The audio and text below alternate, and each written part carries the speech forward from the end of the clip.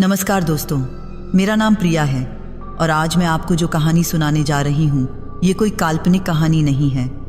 ये एक ऐसी सच्चाई है जो मैंने अपनी दादी माँ से सुनी थी जब मैं 12 साल की थी।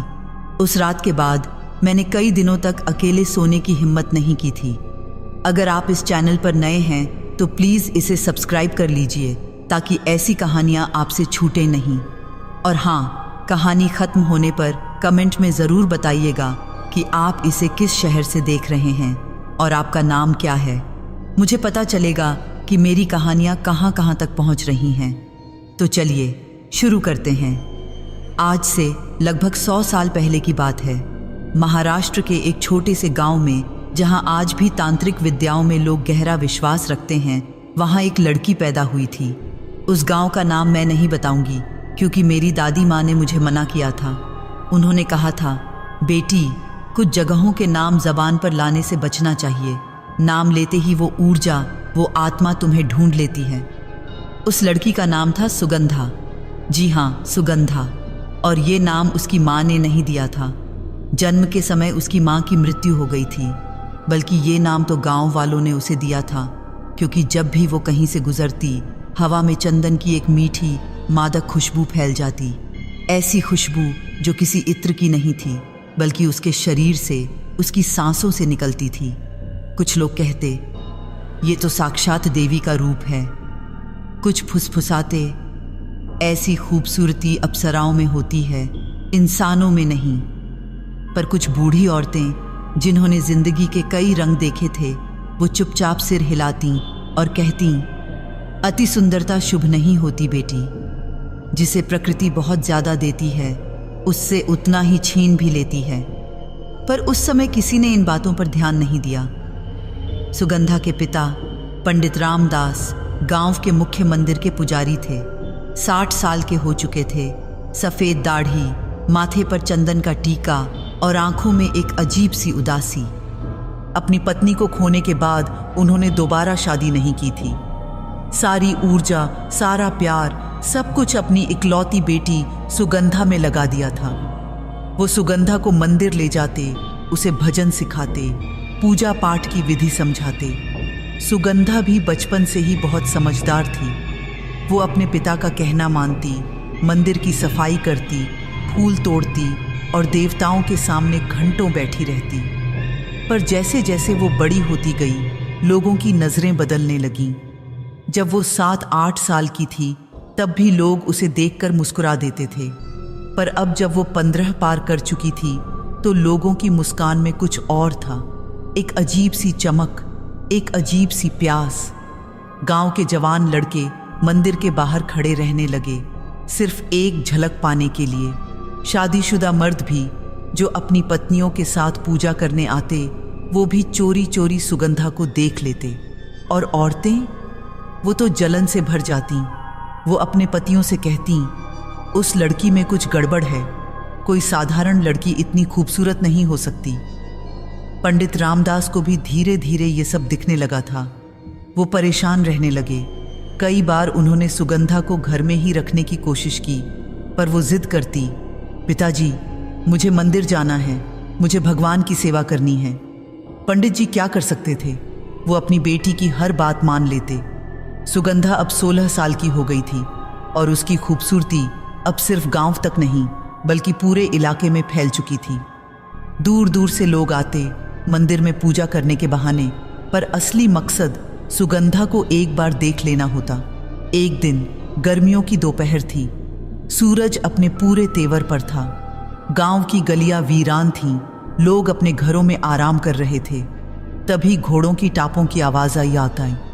राजा देवेंद्र सिंह, पास के एक बड़े राज्य का शासक, 30 साल का जवान, लंबा गठीला शरीर, चेहरे पर एक अहंकार की परत चढ़ी हुई। उसके साथ 10-12 सैनिक थे। वो अपने घोड़े पर बैठा हुआ गांव में घूम रहा था, जैसे किसी का राज्य नहीं, अपना घर देख रहा हो। तभी उसकी नज़र मंदिर के बाहर पड़ी। सुगंधा वहां फूल तोड़ रही थी। उसके लंबे काले बाल कमर तक लहर रहे थे।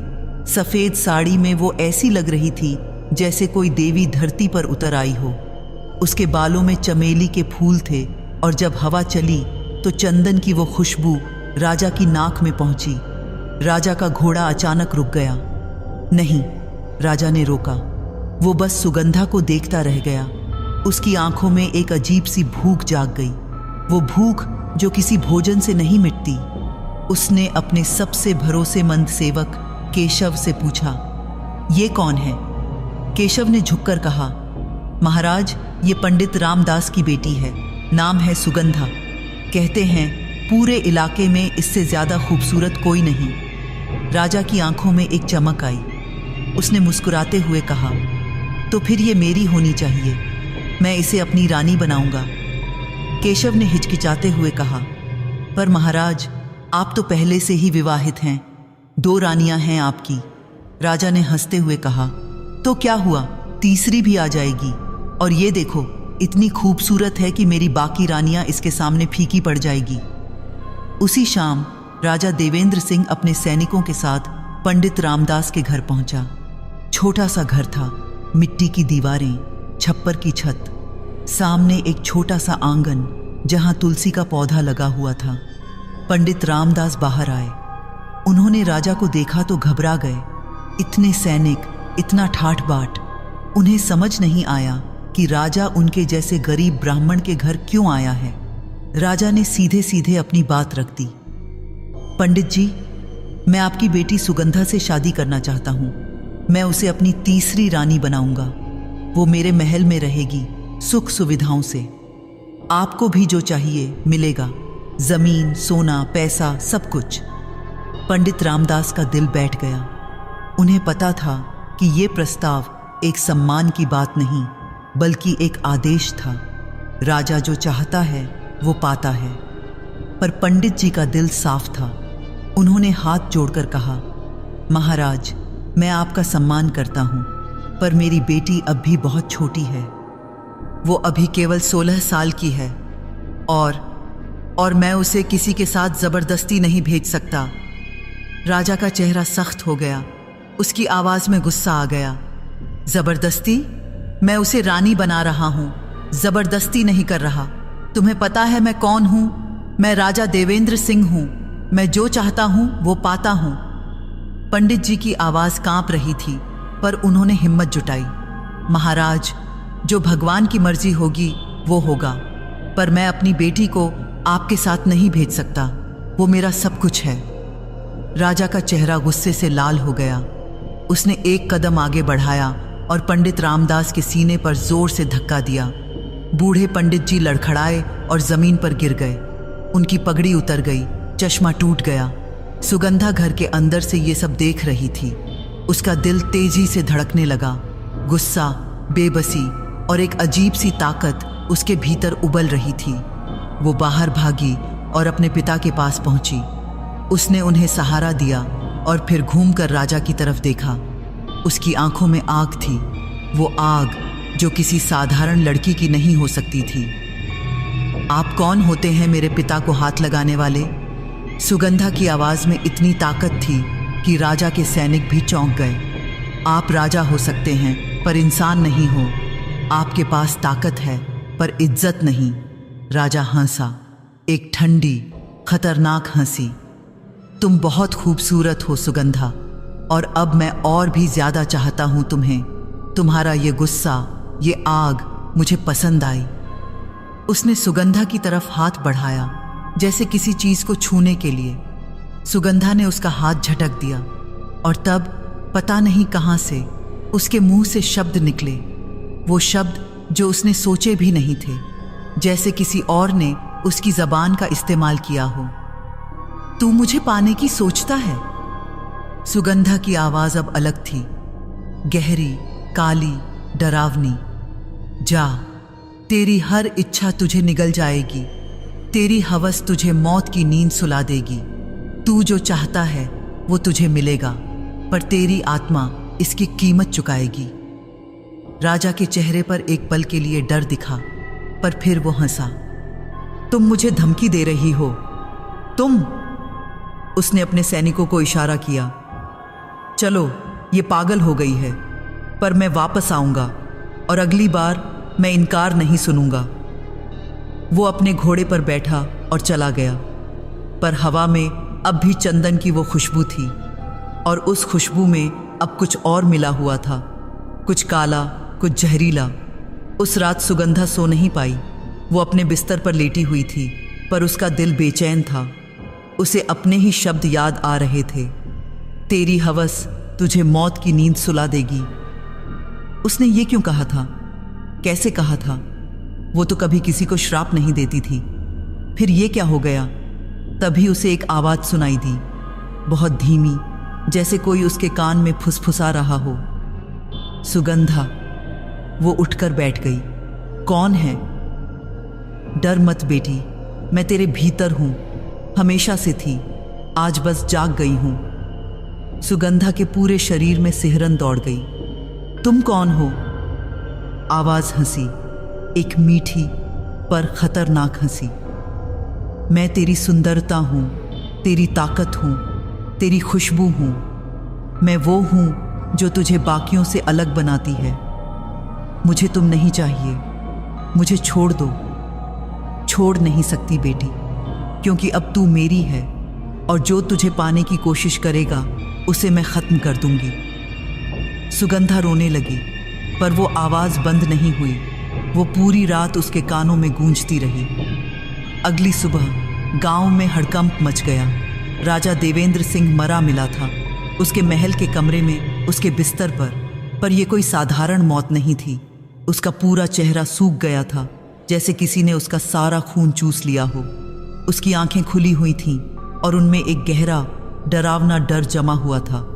उसके चेहरे पर लाल निशान थे, जैसे किसी ने नाखूनों से उसे नोचा हो। और सबसे अजीब बात, कमरे में चंदन की खुशबू थी, तेज, मादक खुशबू, वही खुशबू जो सुगंधा से आती थी।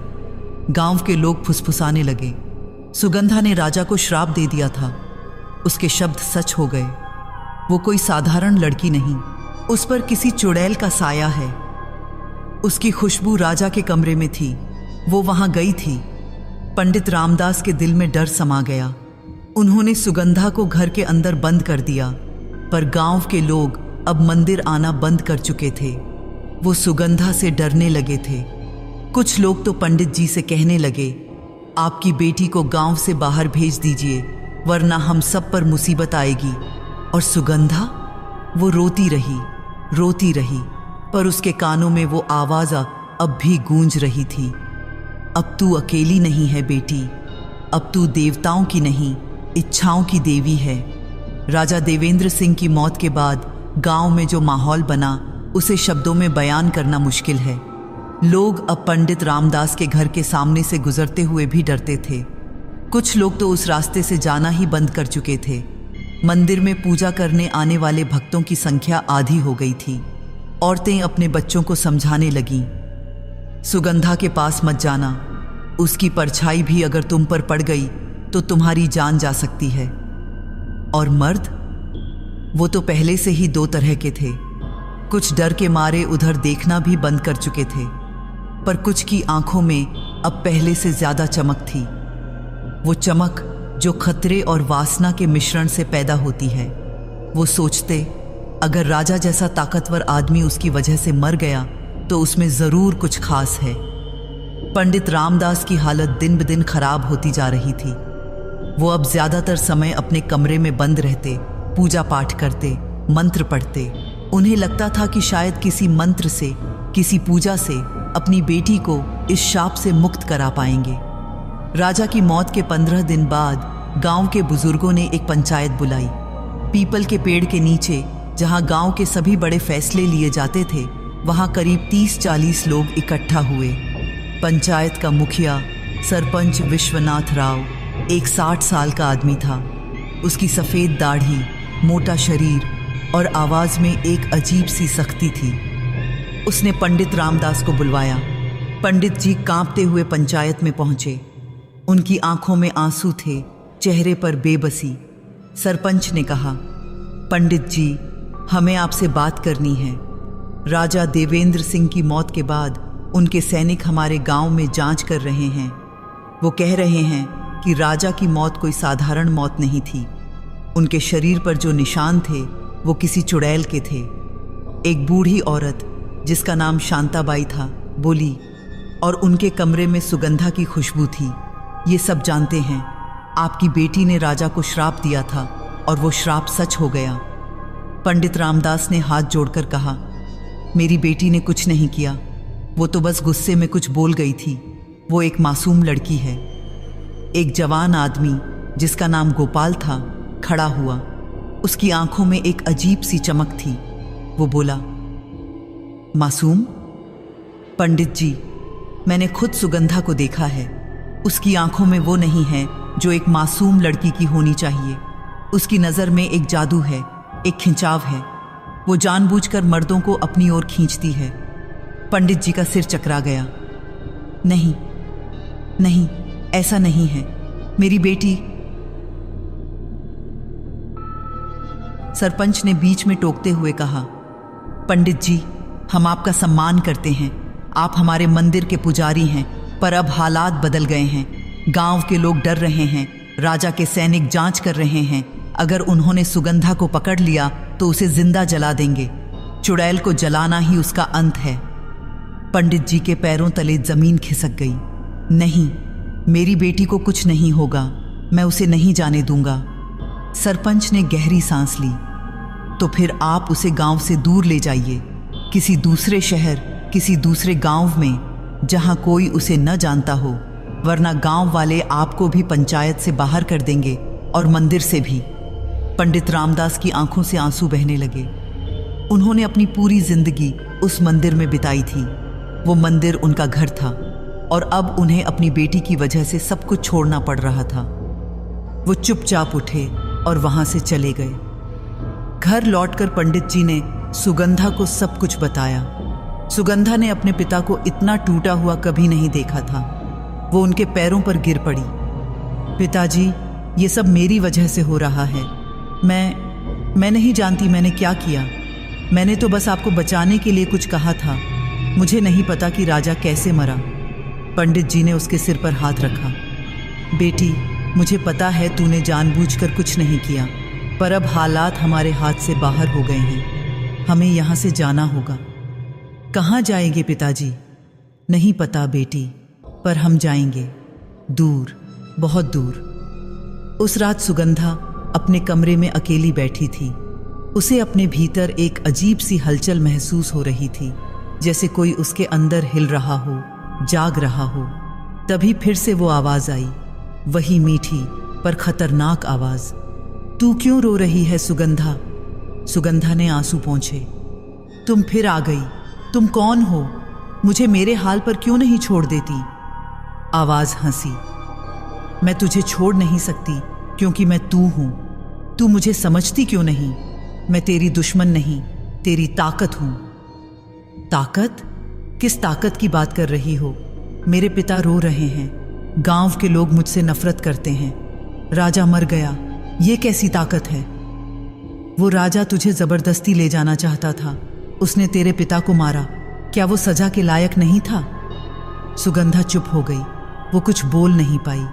आवाज ने फिर कहा, देख सुगंधा, तुझे अपनी सुंदरता पर गर्व था, है ना? तू जानती थी कि लोग तुझे देखते हैं, तारीफ करते हैं, तुझे अच्छा लगता था। सुगंधा ने धीरे से कहा, हाँ, मुझे अच्छा लगता था। तो फिर अब पछता क्यों रही है? तूने जो चाहा था वो मिल गया। लोग तुझे याद रखेंगे, तेरा नाम अमर हो जाएगा। मुझे ये नहीं चाहिए था। मुझे बस एक साधारण जिंदगी चाहिए थी। आवाज ने ठंडी आवाज में कहा, साधारण जिंदगी? तू साधारण नहीं है सुगंधा, तू खास है, और खास लोगों की जिंदगी कभी आसान नहीं होती। सुगंधा ने अपने कानों को हाथों से ढक लिया। चुप हो जा, मुझे तुम नहीं चाहिए। पर आवाज बंद नहीं हुई। वो उसके भीतर ही थी। उससे भागने का कोई रास्ता नहीं था। उसी रात, करीब आधी रात के समय, सुगंधा को अपनी खिड़की के बाहर आवाजें सुनाई दीं। किसी के पैरों की आवाज। वो सतर्क हो गई। खिड़की के बाहर कोई खड़ा था। चांदनी रात थी और उस रोशनी में उसने एक आदमी की परछाई देखी। वो आदमी धीरे धीरे खिड़की के पास आया। सुगंधा की सांसें रुक गईं। वो पहचान गई, ये गोपाल था। वही गोपाल जो पंचायत में उसके खिलाफ बोला था। गोपाल ने धीरे से आवाज दी, सुगंधा, सुगंधा, खिड़की खोलो। सुगंधा ने कोई जवाब नहीं दिया, वो डर गई थी। गोपाल ने फिर कहा, प्लीज सुगंधा, मुझे तुमसे बात करनी है। मैं तुम्हारी मदद करना चाहता हूँ। सुगंधा ने हिचकिचाते हुए खिड़की का पर्दा हटाया। गोपाल वहाँ खड़ा था, करीब 25 साल का, गठीला शरीर, काली दाढ़ी, उसकी आंखों में एक अजीब सी चमक थी। तुम यहाँ क्या कर रहे हो? सुगंधा ने धीरे से पूछा। मुझे तुमसे मिलना था। सुगंधा, मैं जानता हूँ तुमने राजा को कुछ नहीं किया, लोग गलत कह रहे हैं। सुगंधा को थोड़ी राहत मिली। तो फिर तुम पंचायत में मेरे खिलाफ क्यों बोले? गोपाल ने सिर झुकाया। क्योंकि मुझे डर था कि अगर मैं तुम्हारे पक्ष में बोलता तो लोग मुझे भी शक की नज़र से देखते। पर सच्चाई ये है कि मैं तुम्हें बहुत दिनों से देख रहा हूँ सुगंधा। तुम बहुत खूबसूरत हो और मैं तुमसे प्यार करता हूँ। सुगंधा के भीतर कुछ हिला। उसे गोपाल की बात में सच्चाई महसूस नहीं हुई। उसकी आंखों में प्यार नहीं, वासना थी। तुम यहाँ से चले जाओ गोपाल। अगर किसी ने देख लिया तो? कोई नहीं देखेगा, सब सो रहे हैं। बस एक बार मुझे अंदर आने दो, मैं तुमसे बात करना चाहता हूँ।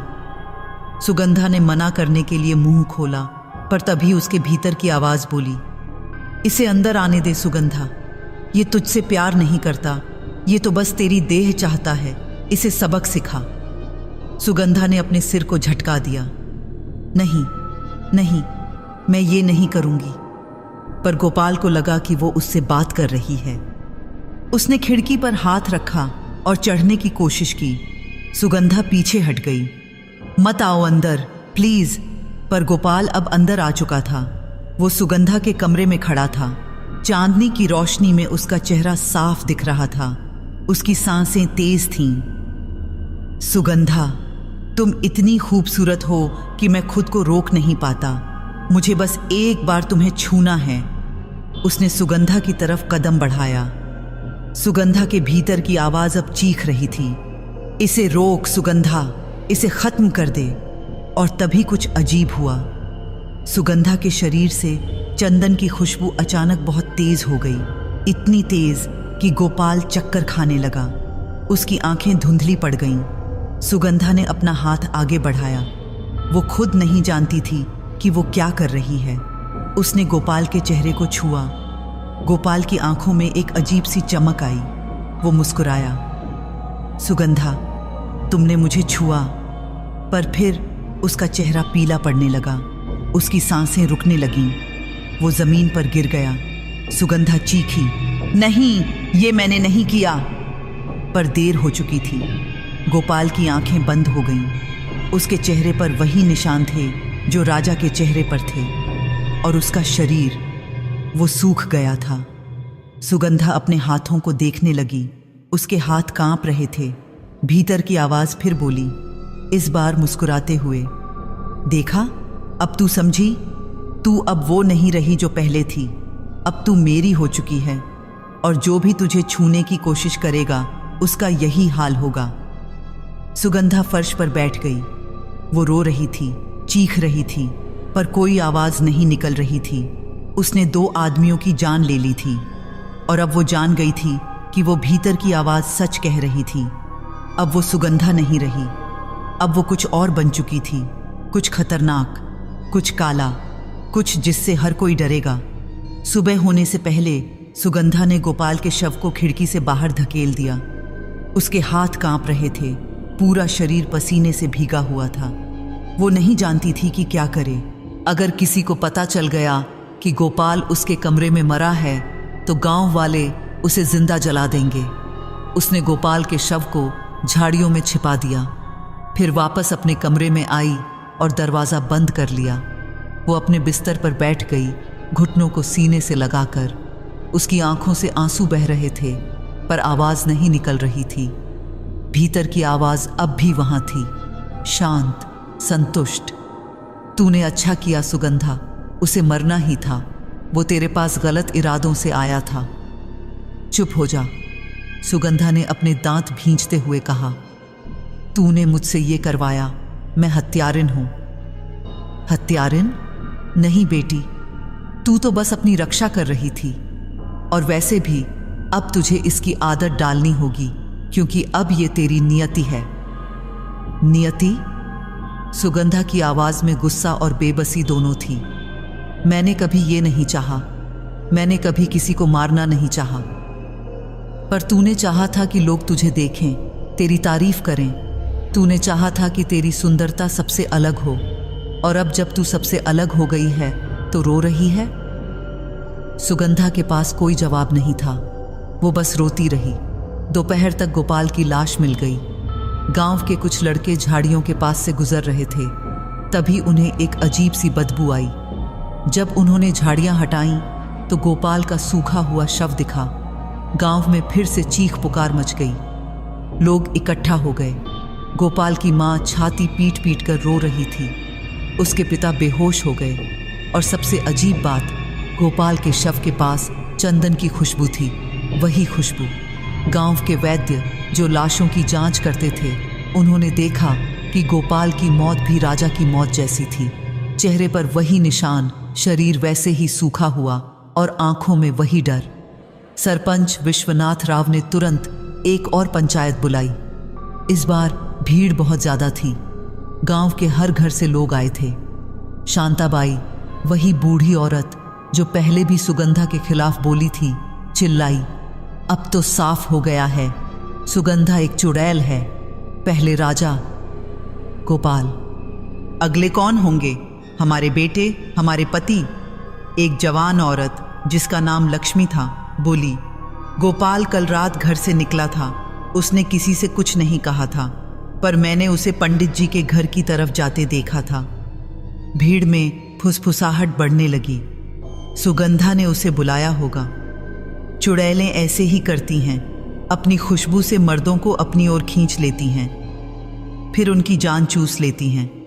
सरपंच ने हाथ उठाकर सबको शांत कराया। हमें पंडित रामदास को बुलाना होगा, और सुगंधा को भी। 2 आदमी पंडित जी के घर गए। दरवाज़ा खटखटाया, पर कोई जवाब नहीं आया। उन्होंने जोर से आवाज़ लगाई, पंडित जी, दरवाज़ा खोलिए। कुछ देर बाद पंडित रामदास ने दरवाज़ा खोला। उनका चेहरा पीला पड़ गया था, आंखें लाल थीं, जैसे रात भर रोए हों। क्या हुआ? उन्होंने कांपती आवाज में पूछा। पंचायत ने आपको और सुगंधा को बुलाया है। गोपाल मरा मिला है, उसकी लाश आपके घर के पास मिली है। पंडित जी की आंखों में डर आ गया। उन्हें पता था कि अब बचने का कोई रास्ता नहीं। जब पंडित रामदास और सुगंधा पीपल के पेड़ के नीचे पहुंचे तो वहां करीब 100 लोग इकट्ठा थे। सबकी नजरें सुगंधा पर टिकी हुई थीं। कुछ लोगों की आंखों में नफरत थी, कुछ में डर, और कुछ में अब भी वही वासना। सुगंधा ने एक सफेद साड़ी पहनी हुई थी। उसके बाल खुले थे, चेहरे पर कोई श्रृंगार नहीं था, पर फिर भी वो इतनी खूबसूरत लग रही थी कि कुछ मर्द अपनी नजरें हटा नहीं पा रहे थे। सरपंच ने कहा, सुगंधा, तुम्हें पता है हम तुम्हें क्यों बुलाया है? सुगंधा ने धीरे से कहा, हाँ, गोपाल की लाश तुम्हारे घर के पास मिली है, और उसकी मौत भी राजा की तरह हुई है। तुम्हें इसके बारे में कुछ बताना है? सुगंधा ने अपनी आंखें बंद कर लीं। वो झूठ बोल सकती थी, पर क्या फायदा, सबूत तो उसके खिलाफ थे। उसने कहा, गोपाल रात को मेरी खिड़की के पास आया था। भीड़ में हड़कंप मच गया। देखा, मैंने कहा था ना, चुड़ैल ने उसे बुलाया था। सुगंधा ने आंखें खोली। उसकी आवाज में अब गुस्सा था। मैंने उसे नहीं बुलाया था, वो खुद आया था। उसने कहा था कि वो मुझसे प्यार करता है, पर उसकी आंखों में प्यार नहीं था। वो मुझे छूना चाहता था, मुझे अपना बनाना चाहता था। गोपाल की मां चीखी, झूठ, मेरा बेटा ऐसा नहीं था, तूने उसे मारा है चुड़ैल। सुगंधा की आंखों से आंसू बहने लगे। मैंने उसे नहीं मारा। मैं नहीं जानती कैसे हुआ। जब उसने मुझे छूने की कोशिश की तो मैंने उसे रोकने की कोशिश की, पर फिर कुछ हो गया, कुछ ऐसा जो मेरे बस में नहीं था। सरपंच ने कहा, तो तुम मानती हो कि उसकी मौत तुम्हारी वजह से हुई? सुगंधा चुप रही। वो क्या कहती?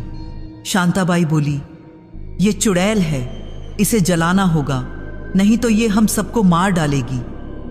भीड़ में से कई आवाजें आईं। हाँ, इसे जलाओ, चुड़ैल को खत्म करो। पंडित रामदास आगे बढ़े। उन्होंने हाथ जोड़कर कहा, प्लीज मेरी बेटी को मत मारो, वो कोई चुड़ैल नहीं है, शायद उस पर किसी का श्राप है। मैं उसे ले जाऊंगा, दूर, बहुत दूर, प्लीज। सरपंच ने सोचा, फिर बोला, पंडित जी, हम आपका सम्मान करते हैं, पर अब ये मामला हमारे हाथ से बाहर हो गया है। राजा देवेंद्र सिंह के सैनिक इस गांव में जांच कर रहे हैं। अगर उन्हें पता चल गया कि 2 मौतें सुगंधा की वजह से हुई हैं, तो वो सिर्फ सुगंधा को नहीं, पूरे गांव को सजा देंगे। हमें सुगंधा को उनके हवाले करना होगा। नहीं, पंडित जी चीखे, मैं अपनी बेटी को नहीं दूंगा। तभी भीड़ में से एक आवाज आई, रुको। सबने पीछे मुड़कर देखा। एक बूढ़ा आदमी आ रहा था। उसकी उम्र कम से कम 80 साल रही होगी। लंबी सफेद दाढ़ी, माथे पर राख लगी हुई और आंखों में एक अजीब सी गहराई। उसके हाथ में एक त्रिशूल था। लोग फुसफुसाने लगे, ये तो बाबा भैरवनाथ हैं, पास के पहाड़ों में रहते हैं, कहते हैं ये तांत्रिक हैं। बाबा भैरवनाथ धीरे धीरे सुगंधा के पास आए। उन्होंने उसे ध्यान से देखा, फिर उसके चारों ओर चक्कर लगाया। सुगंधा डर गई थी।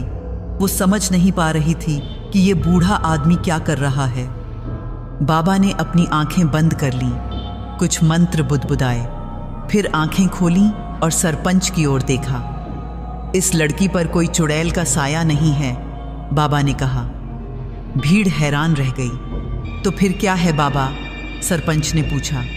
बाबा ने गहरी सांस ली। ये लड़की एक दुर्लभ शाप की शिकार है। इसकी सुंदरता में एक पिशाचिनी का वास है, कर्ण पिशाचिनी। लोग डर गए। कर्ण पिशाचिनी के बारे में कई किस्से सुने थे। बाबा ने आगे कहा, कर्ण पिशाचिनी वो होती है जो किसी की सुंदरता में घुस जाती है। वो उस व्यक्ति के कानों में फुसफुसाती रहती है, उसके मन को नियंत्रित करती है, और जो भी उस व्यक्ति को वासना की नज़र से देखता है, पिशाचिनी उसकी जान ले लेती है। सुगंधा के पूरे शरीर में सिहरन दौड़ गई। तो ये सच था, वो आवाज़ एक पिशाचिनी की थी। पंडित जी ने पूछा, बाबा क्या इस शाप का कोई इलाज है? बाबा ने सिर हिलाया। इलाज तो है, पर बहुत मुश्किल है। इस पिशाचिनी को शरीर से अलग करना होगा, पर ये इतनी आसानी से नहीं जाएगी, क्योंकि अब ये सुगंधा के शरीर का हिस्सा बन चुकी है। तो क्या किया जा सकता है? बाबा ने सुगंधा को देखा। उनकी आंखों में करुणा थी। इस लड़की को एक ऐसी जगह जाना होगा जहां कोई मर्द न हो, किसी ऐसी जगह जहां सिर्फ औरतें रहती हों। वहां पिशाचिनी कमज़ोर हो जाएगी, क्योंकि उसे भोजन नहीं मिलेगा। भोजन? सुगंधा ने कांपते हुए पूछा। बाबा ने उसकी ओर देखा। हाँ बेटी, ये पिशाचिनी मर्दों की वासना और उनकी जीवन ऊर्जा से पलती है। जितने ज़्यादा मर्द तेरे पास आएंगे, उतनी ही ये ताकतवर होती जाएगी, और धीरे धीरे ये तुझे पूरी तरह से अपने वश में कर लेगी। तब तू खुद एक पिशाचिनी बन जाएगी। सुगंधा की आंखें फैल गईं। नहीं नहीं, मैं पिशाचिनी नहीं बनना चाहती, बाबा ने कहा। तो फिर तुझे दूर जाना होगा, किसी ऐसी जगह जहां सिर्फ साधु संत हों, या फिर औरतों का आश्रम हो। उसी रात पंडित रामदास ने फैसला कर लिया। वो सुगंधा को एक दूर के आश्रम में ले जाएंगे। बाबा भैरवनाथ ने उन्हें एक जगह के बारे में बताया था। हिमालय की तलहटी में एक औरतों का आश्रम था। वहाँ की मुखिया एक साध्वी थीं जो तांत्रिक विद्याओं में निपुण थीं। शायद वो सुगंधा को इस शाप से मुक्त करा सकें। सुगंधा ने अपना सामान बांधा, कुछ कपड़े, कुछ किताबें और अपनी माँ की एक तस्वीर जो पंडित जी ने संभाल कर रखी थी। जब वो घर से निकलने लगी तो उसने एक आखिरी बार अपने कमरे को देखा, वो कमरा जहाँ उसने अपना बचपन बिताया था। अब वो शायद कभी वापस नहीं आएगी। पंडित जी और सुगंधा रात के अंधेरे में गांव से निकल गए। कोई भी उन्हें विदाई देने नहीं आया।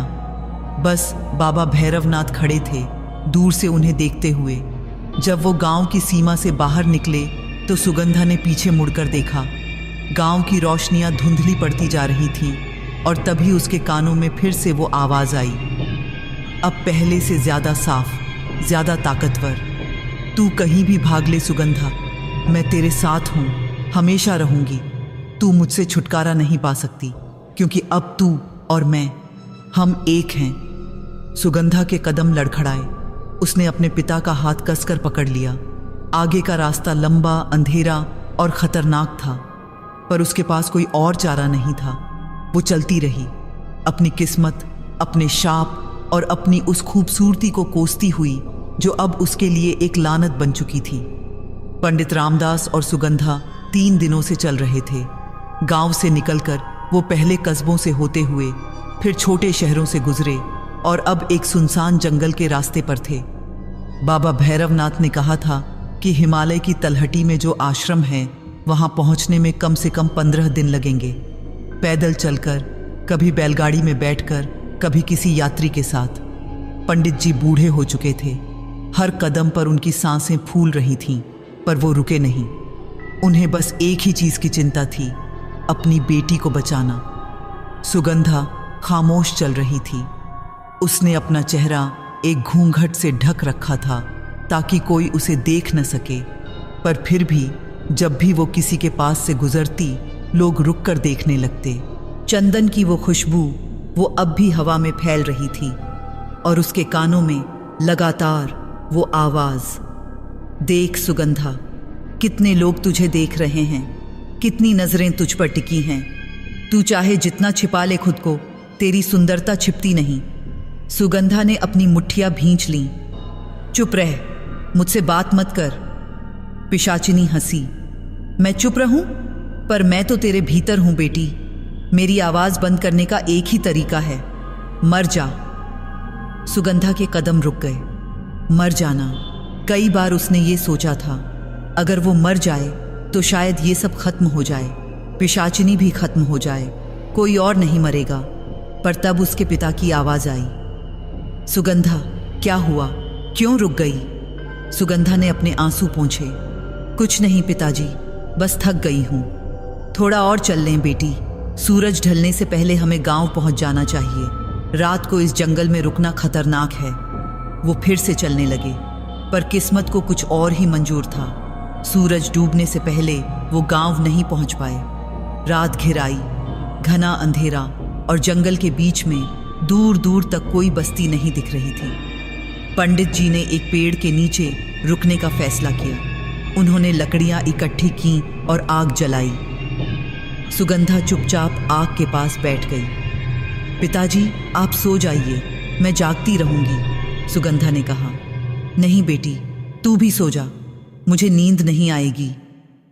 पर थकान ऐसी चीज है जो किसी की नहीं सुनती। कुछ ही देर में पंडित रामदास की आंख लग गई। सुगंधा अकेली जाग रही थी। आग की लपटें उसके चेहरे पर नाच रही थीं, और तभी उसे झाड़ियों से आवाजें आने लगीं। पत्तों के खड़खड़ाने की आवाज, किसी के पैरों की आवाज। सुगंधा सतर्क हो गई। उसने चारों ओर देखा। अंधेरे में कुछ साफ नहीं दिख रहा था। तभी एक आदमी झाड़ियों से बाहर निकला, फिर एक और, फिर एक तीसरा। कुल 3 आदमी। फटे पुराने कपड़े, गंदे चेहरे, आंखों में एक जंगली चमक। लुटेरे, या शायद उससे भी बदतर। पहले आदमी ने, जो सबसे लंबा था, मुस्कुराते हुए कहा, देखो देखो, इतनी रात को जंगल में कौन है? एक बूढ़ा और एक जवान लड़की। दूसरे ने कहा, हमारी किस्मत अच्छी है भाई, लड़की भी खूबसूरत लगती है। सुगंधा के दिल की धड़कनें तेज हो गईं। उसने अपने पिता को जगाने की कोशिश की। पिताजी, पिताजी, उठिए। पर पंडित जी गहरी नींद में थे। शायद 3 दिन की थकान ने उन्हें इतना थका दिया था कि वो उठ ही नहीं पा रहे थे। तीसरा आदमी, जो सबसे मोटा और बदसूरत था, आग के पास आया। उसने सुगंधा के घूंघट को हटाने की कोशिश की। सुगंधा पीछे हट गई। मत छूना मुझे, चले जाओ यहां से। पहला आदमी हंसा। अरे, इतना डर क्यों रही हो? हम तुम्हारा बुरा थोड़े ही करेंगे, बस थोड़ी बातें करनी हैं। और अगर तुम हमारे साथ अच्छे से पेश आओ तो हम तुम्हारे बूढ़े बाप को भी कुछ नहीं करेंगे, दूसरा बोला। सुगंधा के भीतर कुछ टूट गया। वो जानती थी ये आदमी क्या चाहते थे, और वो ये भी जानती थी कि अगर इन्होंने उसे छुआ तो ये भी मर जाएंगे। 3 और लाशें उसके हाथों में लग जाएंगी। पर इस बार उसके भीतर की पिशाचिनी चुप नहीं थी। वो खुश थी, बहुत खुश। आखिरकार भोजन। मुझे भूख लगी थी सुगंधा, बहुत भूख। इन तीनों को मुझे दे दे। नहीं, सुगंधा ने अपने भीतर ही कहा, मैं किसी और को नहीं मारूंगी। तो फिर ये तुझे मारेंगे और तेरे बाप को भी। तू क्या चाहती है? सुगंधा के सामने कोई रास्ता नहीं था। पहला आदमी अब उसके बिल्कुल पास आ गया था। उसने सुगंधा की बांह पकड़ने की कोशिश की और तभी सुगंधा के शरीर से चंदन की खुशबू अचानक तेज हो गई, इतनी तेज कि वो तीनों आदमी रुक गए। उनकी आंखें धुंधली पड़ने लगीं। ये क्या खुशबू है? पहले आदमी ने कहा। बहुत अच्छी खुशबू है, दूसरा बोला। उसकी आवाज़ अब धीमी और सुस्त हो गई थी। तीनों आदमी जैसे किसी नशे में चले गए। वो सुगंधा के और पास आने लगे। उनके चेहरों पर एक अजीब सी मुस्कान थी। सुगंधा जानती थी क्या होने वाला है, पर वो रोक नहीं पाई। पिशाचिनी अब पूरी तरह से जाग चुकी थी। पहला आदमी सुगंधा के पास आया। उसने उसका हाथ पकड़ा और फिर वही हुआ जो राजा और गोपाल के साथ हुआ था। आदमी की आंखें फैल गईं। उसके मुंह से एक चीख निकली, पर आवाज नहीं आई। उसका शरीर सूखने लगा। उसका चेहरा पीला पड़ गया, फिर नीला, फिर काला। कुछ ही सेकंड में वो जमीन पर गिर गया, मरा हुआ। दूसरा आदमी ये देखकर डर गया। क्या हो रहा है? पर पिशाचिनी ने उसे भी नहीं छोड़ा। सुगंधा के हाथ अपने आप उठे, जैसे किसी और ने उन्हें नियंत्रित किया हो।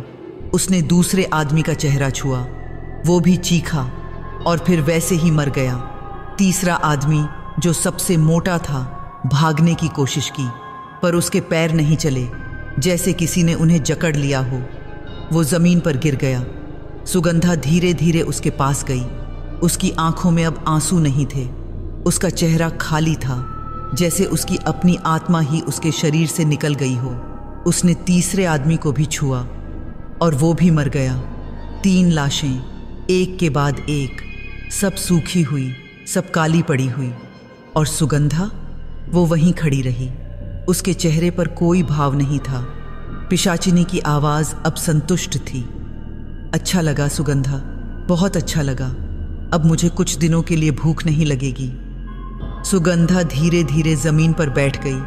उसने अपने हाथों को देखा, वही हाथ जिन्होंने अब 5 लोगों की जान ले ली थी। मैं क्या बन गई हूं? उसने खुद से पूछा। तू वो बन गई है जो तुझे बनना था, पिशाचिनी ने कहा। अब तू मेरे बिना कुछ नहीं कर सकती और मैं तेरे बिना कुछ नहीं हूं।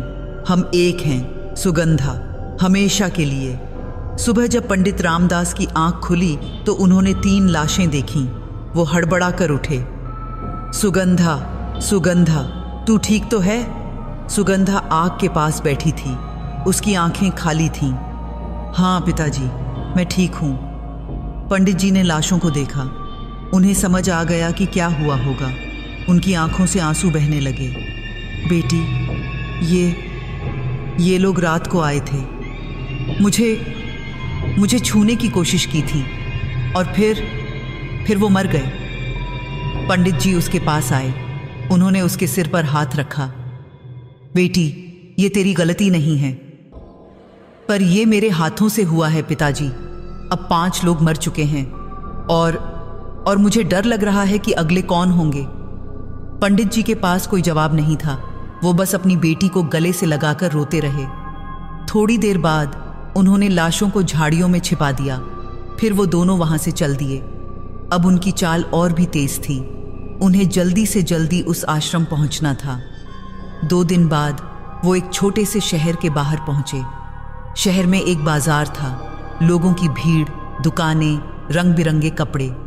पंडित जी को कुछ खाने पीने का सामान खरीदना था। उन्होंने सुगंधा से कहा, बेटी तू यहाँ बैठ, मैं बाजार से सामान लेकर आता हूँ। सुगंधा ने कहा, नहीं पिताजी, मैं भी चलती हूँ। नहीं बेटी, बाजार में बहुत भीड़ होगी, तू यहीं रुक, मैं जल्दी आता हूँ। सुगंधा मान गई। वो एक पेड़ के नीचे बैठ गई, घूंघट से अपना चेहरा ढककर, पर किस्मत को कुछ और ही मंजूर था। थोड़ी देर बाद एक घोड़ा गाड़ी वहां रुकी। गाड़ी से एक औरत उतरी, करीब 40 साल की उम्र, महंगे कपड़े, गले में सोने के गहने।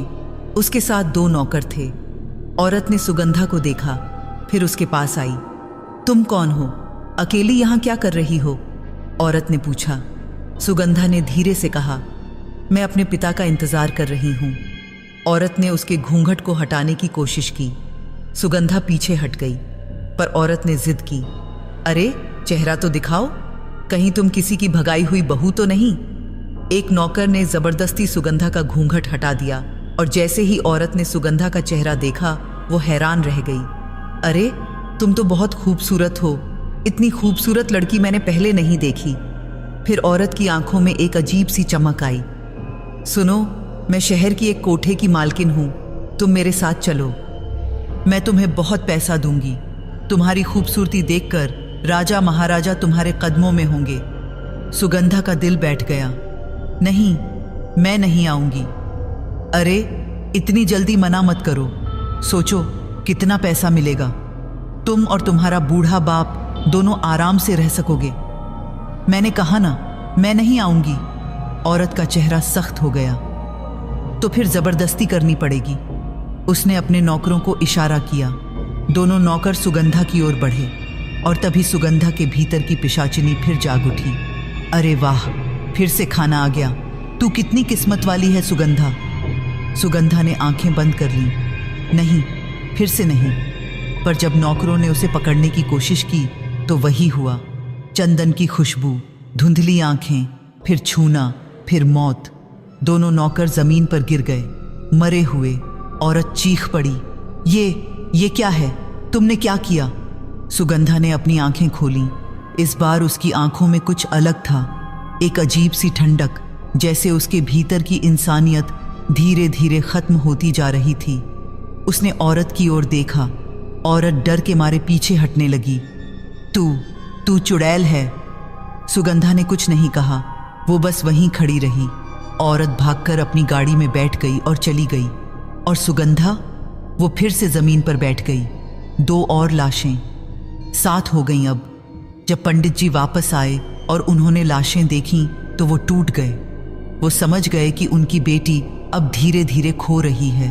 पिशाचिनी उसे पूरी तरह से निगल रही है।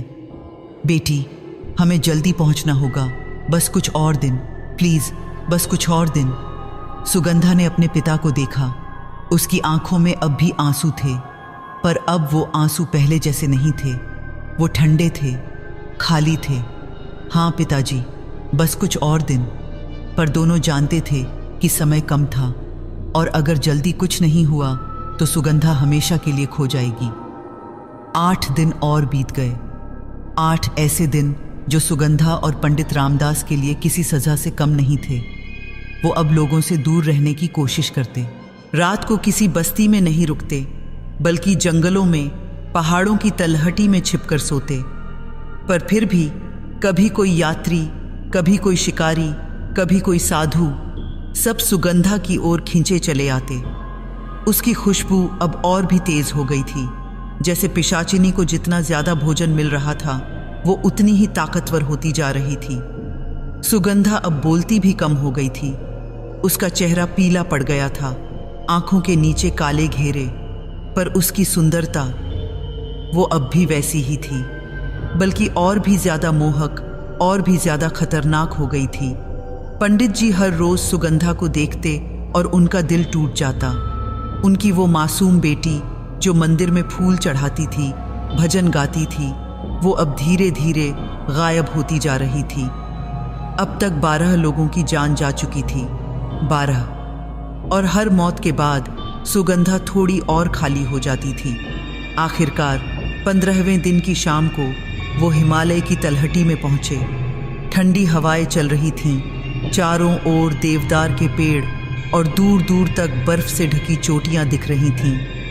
बाबा भैरवनाथ ने जो रास्ता बताया था, वो उसी को फॉलो करते हुए वो एक संकरी पगडंडी पर चल रहे थे। पहाड़ी रास्ता था, हर कदम पर फिसलने का डर। सूरज ढलने वाला था। पंडित जी की सांसें फूल रही थीं। बेटी, बस थोड़ा और, बाबा ने कहा था, कि इस पहाड़ी की चोटी पर एक आश्रम है। सुगंधा चुपचाप चलती रही।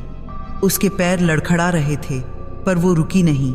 और फिर जैसे ही वो एक मोड़ मुड़े, उन्होंने देखा एक बड़ा सा लकड़ी का दरवाज़ा। उसके ऊपर लिखा था शक्ति आश्रम। दरवाजे के दोनों ओर पत्थर की मूर्तियां थीं, देवी काली की। उनकी आंखें तीखी थीं, जीभ बाहर निकली हुई थी। पंडित जी ने दरवाज़ा खटखटाया। 1 बार, 2 बार, 3 बार, कोई जवाब नहीं आया। उन्होंने फिर से खटखटाया। कोई है? हमें मदद चाहिए। कुछ देर बाद दरवाजे में एक छोटी सी खिड़की खुली। एक बूढ़ी औरत का चेहरा दिखा। उसके बाल सफ़ेद थे, माथे पर राख लगी हुई थी। कौन हो तुम? यहाँ क्या चाहिए? औरत ने सख्त आवाज़ में पूछा। पंडित जी ने हाथ जोड़े। माता जी, हम बहुत दूर से आए हैं। बाबा भैरवनाथ ने हमें यहाँ भेजा है। मेरी बेटी को मदद की ज़रूरत है। औरत ने सुगंधा को देखा। उसकी आंखें तीखी हो गईं। ये लड़की, इसके साथ कुछ गड़बड़ है। हाँ माता जी, इस पर एक पिशाचिनी का साया है, कर्ण पिशाचिनी। प्लीज़ इसे बचा लीजिए। औरत ने कुछ सोचा, फिर उसने खिड़की बंद कर दी। पंडित जी का दिल बैठ गया। क्या उन्होंने दरवाज़ा नहीं खोला? पर कुछ ही देर में दरवाज़ा खुला। वही बूढ़ी औरत खड़ी थी। उसने इशारा किया, अंदर आ जाओ, पर याद रखो, यहाँ कोई मर्द नहीं रुक सकता। ये औरतों का आश्रम है। पंडित जी ने कहा, मैं बाहर रुक जाऊंगा माता जी, बस मेरी बेटी को अंदर ले लीजिए। सुगंधा ने अपने पिता को देखा। उसकी आंखों में डर था। पिताजी, बेटी तू अंदर जा, यहाँ तुझे कोई नुकसान नहीं पहुँचाएगा। मैं यहीं बाहर रहूँगा। सुगंधा धीरे धीरे अंदर चली गई। दरवाज़ा बंद हो गया। पंडित जी वहीं बाहर बैठ गए, दरवाजे के पास। उन्होंने अपने हाथ जोड़े और भगवान से प्रार्थना करने लगे। हे भगवान, मेरी बेटी को बचा लो, वो मासूम है, उसने कुछ नहीं किया। सुगंधा जब अंदर गई तो उसने देखा कि आश्रम बहुत बड़ा था। लकड़ी की दीवारें, पत्थर का फर्श और हर कोने में दीपक जल रहे थे। दीवारों पर देवी देवताओं की तस्वीरें लगी हुई थीं, मुख्य रूप से देवी काली की। आश्रम में करीब 20-25 औरतें थीं, कुछ जवान, कुछ बूढ़ी। सब ने लाल या काली साड़ियाँ पहनी हुई थीं। कुछ मंत्र पढ़ रही थीं, कुछ ध्यान में बैठी थीं। बूढ़ी औरत जिसने दरवाज़ा खोला था, सुगंधा को एक बड़े कमरे में ले गई। कमरे के बीच में एक बड़ा सा चौकोर मंच था और उसके चारों ओर तांत्रिक चिन्ह बने हुए थे, लाल रंग से। यहाँ बैठ जा, औरत ने कहा। सुगंधा मंच पर बैठ गई। उसका दिल तेजी से धड़क रहा था। औरत ने उसे ध्यान से देखा। तेरा नाम क्या है? सुगंधा। और तुझे कब से ये समस्या है? करीब 2 महीने हो गए हैं। औरत ने सिर हिलाया। 2 महीने? और अब तक कितने लोग मरे हैं? सुगंधा की आवाज कांप गई। 12। औरत की आंखें फैल गईं। 12? इतनी जल्दी? मैं नहीं चाहती थी, पर वो मुझसे करवा लेती है। वो आवाज। कर्ण पिशाचिनी। औरत ने गहरी सांस ली। बेटी, तुझे पता है कि ये पिशाचिनी कितनी खतरनाक होती है? ये केवल तेरे शरीर में नहीं, तेरी आत्मा में भी घुस जाती है, और जितना समय बीतता है उतना ही ये तुझ पर हावी हो जाती है। तू खुद नहीं रहती, वो हो जाती है। सुगंधा के आंसू निकल आए। तो क्या मैं बच सकती हूं? औरत ने कुछ नहीं कहा। वो बाहर गई। कुछ देर बाद वो एक और औरत के साथ वापस आई। ये औरत करीब 50 साल की थी। लंबी काली साड़ी, गले में रुद्राक्ष की माला, माथे पर 3 लाइनों का तिलक। उसकी आंखों में एक अजीब सी गहराई थी, जैसे वो सब कुछ देख सकती हो। मैं यहाँ की मुखिया हूँ, उस औरत ने कहा। मेरा नाम तारा देवी है। बाबा भैरवनाथ ने मुझे तेरे बारे में एक संदेश भेजा था। उन्होंने कहा था कि एक लड़की आ रही है जिस पर कर्ण पिशाचिनी का साया है। सुगंधा ने हाथ जोड़े। माता जी, मुझे बचा लीजिए। मैं नहीं चाहती कि और लोग मरें। मैं नहीं चाहती कि ये पिशाचिनी मुझे पूरी तरह से निगल जाए। तारा देवी ने उसके चारों ओर चक्कर लगाया।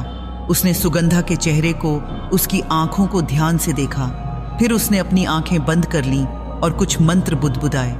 कुछ देर बाद उन्होंने आंखें खोलीं। उनके चेहरे पर चिंता थी। बेटी, तेरी हालत बहुत खराब है। पिशाचिनी अब तेरे शरीर का 80% हिस्सा निगल चुकी है। अगर कुछ और दिन बीत गए तो तू पूरी तरह से खत्म हो जाएगी। तब तेरे शरीर में सिर्फ पिशाचिनी रहेगी, तू नहीं। सुगंधा का दिल बैठ गया। तो क्या कुछ नहीं हो सकता? तारा देवी ने गहरी सांस ली। हो सकता है, पर यह बहुत मुश्किल है और बहुत दर्दनाक भी। मैं कुछ भी करने को तैयार हूं माताजी, बस इस शाप से मुझे मुक्त कर दीजिए। तारा देवी ने बूढ़ी औरत को इशारा किया। इसे तैयार करो। आज रात पूर्णिमा की रात है। हम पिशाचिनी निकालने की कोशिश करेंगे। रात हो गई थी। आकाश में पूर्णिमा का चांद चमक रहा था। आश्रम के सभी कमरों में दीपक जल रहे थे। सुगंधा को नहलाया गया, फिर एक लाल साड़ी पहनाई गई। उसके माथे पर सिंदूर लगाया गया, गले में काली मनकों की माला पहनाई गई। उसे फिर से उसी मंच पर बिठाया गया। इस बार मंच के चारों ओर आश्रम की सभी औरतें बैठी थीं। सबके हाथों में दीपक थे। तारा देवी बीच में खड़ी थीं। उनके हाथ में एक त्रिशूल था और दूसरे हाथ में एक खोपड़ी का कटोरा जिसमें लाल तरल था, खून नहीं, शायद कोई तांत्रिक द्रव्य। उन्होंने मंत्र पढ़ना शुरू किया, गहरी काली आवाज में। वो मंत्र इतने प्राचीन थे कि सुगंधा उन्हें समझ नहीं पा रही थी। धीरे धीरे कमरे का तापमान गिरने लगा। इतना ठंडा हो गया कि सुगंधा की सांसें दिखने लगीं। और तभी उसके भीतर की पिशाचिनी चीखी, नहीं नहीं, तू मुझे निकालने की कोशिश कर रही है। मैं नहीं जाऊंगी, ये शरीर अब मेरा है। सुगंधा का शरीर कांपने लगा। उसके मुंह से एक अजीब सी आवाज निकली। वो आवाज उसकी नहीं थी, किसी और की थी। तारा देवी ने मंत्र और तेज पढ़े। उन्होंने त्रिशूल से सुगंधा की ओर इशारा किया। सुगंधा चीखी, दर्द से नहीं बल्कि पिशाचिनी के दर्द से, जैसे किसी ने उसके भीतर से कुछ खींच रहा हो। छोड़ दे इस लड़की को, तारा देवी ने जोर से कहा। तू यहां की नहीं है, तू नरक में वापस जा। पिशाचिनी ने सुगंधा के मुंह से कहा, मैं नहीं जाऊंगी। ये शरीर मुझे पसंद है, ये सुंदर है, इसमें ताकत है। तारा देवी ने खोपड़ी के कटोरे से कुछ लाल द्रव्य सुगंधा के माथे पर छिड़का। सुगंधा का पूरा शरीर जल उठा, जैसे किसी ने उस पर तेजाब डाल दिया हो। वो चीखती रही, तड़पती रही, पर पिशाचिनी अब भी नहीं निकल रही थी। वो बहुत गहरे तक घुस चुकी थी। तारा देवी ने आश्रम की सभी औरतों को इशारा किया। सबने एक साथ मंत्र पढ़ना शुरू किया, इतनी तेज आवाज में कि पूरा कमरा गूंज उठा। और तभी कुछ हुआ। सुगंधा के मुंह से एक काला धुआं निकला। वो धुआं हवा में तैरने लगा। उसमें एक चेहरा दिखा, एक औरत का चेहरा, बदसूरत, विकृत, दांत बाहर निकले हुए। पिशाचिनी। वो धुआं चीख रहा था, नहीं, मुझे वापस मत भेजो, मुझे इस दुनिया में रहना है। पर तारा देवी ने अपना त्रिशूल उस धुएं की ओर फेंका। त्रिशूल धुएं के बीच से गुजरा और धुआं एक तेज चीख के साथ गायब हो गया। सुगंधा जमीन पर गिर गई, बेहोश। सुगंधा की आंख अगले दिन दोपहर को खुली। वो एक छोटे से कमरे में लेटी हुई थी। सफेद चादर, नरम तकिया, खिड़की से धूप आ रही थी। वो धीरे धीरे उठकर बैठी। उसका शरीर दर्द कर रहा था, पर उसके भीतर कुछ अलग था। वो आवाज नहीं थी, पिशाचिनी की आवाज। वो गायब हो गई थी। सुगंधा ने अपने हाथों को देखा, वही हाथ, पर अब वो साफ लग रहे थे, जैसे किसी बोझ से मुक्त हो गए हों। तभी दरवाजा खुला। तारा देवी अंदर आईं। कैसी है तू? उन्होंने पूछा। सुगंधा की आंखों से आंसू बहने लगे। माताजी, वो आवाज, वो गई है, मुझे कुछ सुनाई नहीं दे रहा। तारा देवी मुस्कुराईं। हाँ बेटी, पिशाचिनी चली गई है, तू अब मुक्त है। सुगंधा उनके पैरों पर गिर पड़ी। थैंक यू माताजी, थैंक यू, बहुत बहुत। तारा देवी ने उसके सिर पर हाथ रखा। पर बेटी, तुझे यहाँ कुछ दिन और रुकना होगा। तेरा शरीर कमज़ोर हो गया है और अभी भी तुझ में पिशाचिनी के कुछ अंश बचे हैं। पूरी तरह से साफ होने में समय लगेगा। कितना समय माताजी? कम से कम 40 दिन। तुझे यहाँ रहना होगा, ध्यान करना होगा, मंत्र पढ़ने होंगे, तभी तू पूरी तरह से ठीक होगी। सुगंधा ने सिर हिलाया। मैं रुकूंगी माताजी, मैं कुछ भी करूंगी। पर उसके दिमाग में एक सवाल था, क्या वो सच में पूरी तरह से ठीक हो सकती है या फिर पिशाचिनी का कुछ हिस्सा हमेशा के लिए उसके साथ रहेगा? 40 दिन। सुगंधा के लिए ये 40 दिन किसी तपस्या से कम नहीं थे। हर सुबह 4 बजे उठना, ठंडे पानी से नहाना, फिर 3 घंटे तक ध्यान करना, दोपहर में मंत्रों का जाप, शाम को फिर से ध्यान, रात को सिर्फ फल और दूध, कोई मांस नहीं, कोई मसाले नहीं, सिर्फ सात्विक भोजन। तारा देवी ने कहा था, बेटी, तेरे शरीर से पिशाचिनी की ऊर्जा को पूरी तरह से निकालना है। इसके लिए तुझे शुद्ध रहना होगा, मन से भी, शरीर से भी। सुगंधा ने सब कुछ माना। उसे बस एक ही चीज़ चाहिए थी, वो पुरानी सुगंधा बनना, जो मासूम थी, जिसके हाथों में किसी की खून नहीं लगा था। पर रातों में जब वो अकेली होती तो उसे वो चेहरे याद आते। राजा देवेंद्र सिंह, गोपाल, वो 3 लुटेरे, वो 2 नौकर और बाकी लोग। 12 चेहरे, 12 लाशें। उनकी आंखों में वो आखिरी डर, वो आखिरी चीख। वो रोती चुपचाप ताकि कोई सुन न ले। तारा देवी उसे समझाती, बेटी, जो हो गया वो तेरी गलती नहीं थी, तू एक शाप की शिकार थी। अब तुझे आगे देखना है, पीछे नहीं। पर कैसे भूले कोई, कैसे भूले वो सब जो उसने किया था। पंडित रामदास इन 40 दिनों में आश्रम के बाहर ही रुके थे। तारा देवी ने उनके लिए एक छोटी सी झोपड़ी बनवा दी थी, थोड़ी दूर पर। वो वहीं रहते, खाना आश्रम से आ जाता था। पर इन 40 दिनों में पंडित जी बहुत बदल गए थे। उनके बाल पूरी तरह से सफ़ेद हो गए थे, चेहरा और भी पीला पड़ गया था। वो अक्सर खांसते रहते, कभी कभी खून भी आ जाता था। सुगंधा जब भी बाहर आती तो अपने पिता से मिलती। हर बार उसे देखकर डर लगता। पिताजी कमज़ोर होते जा रहे थे। पिताजी, आप ठीक तो हैं? सुगंधा ने एक दिन पूछा। पंडित जी मुस्कुराए, एक थकी हुई मुस्कान। हाँ बेटी, बिल्कुल ठीक हूँ। तू बता, तू कैसी है? वो आवाज़ अब भी आती है? नहीं पिताजी, अब बिल्कुल नहीं आती। माताजी ने मुझे बचा लिया। पंडित जी की आंखों में राहत की एक लहर आई। भगवान का शुक्र है, अब तू ठीक हो जाएगी।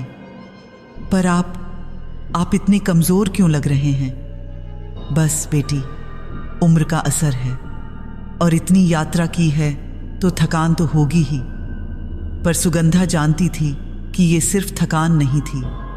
उसके पिता बीमार थे और वो उससे छिपा रहे थे। 40वें दिन तारा देवी ने सुगंधा को बुलाया।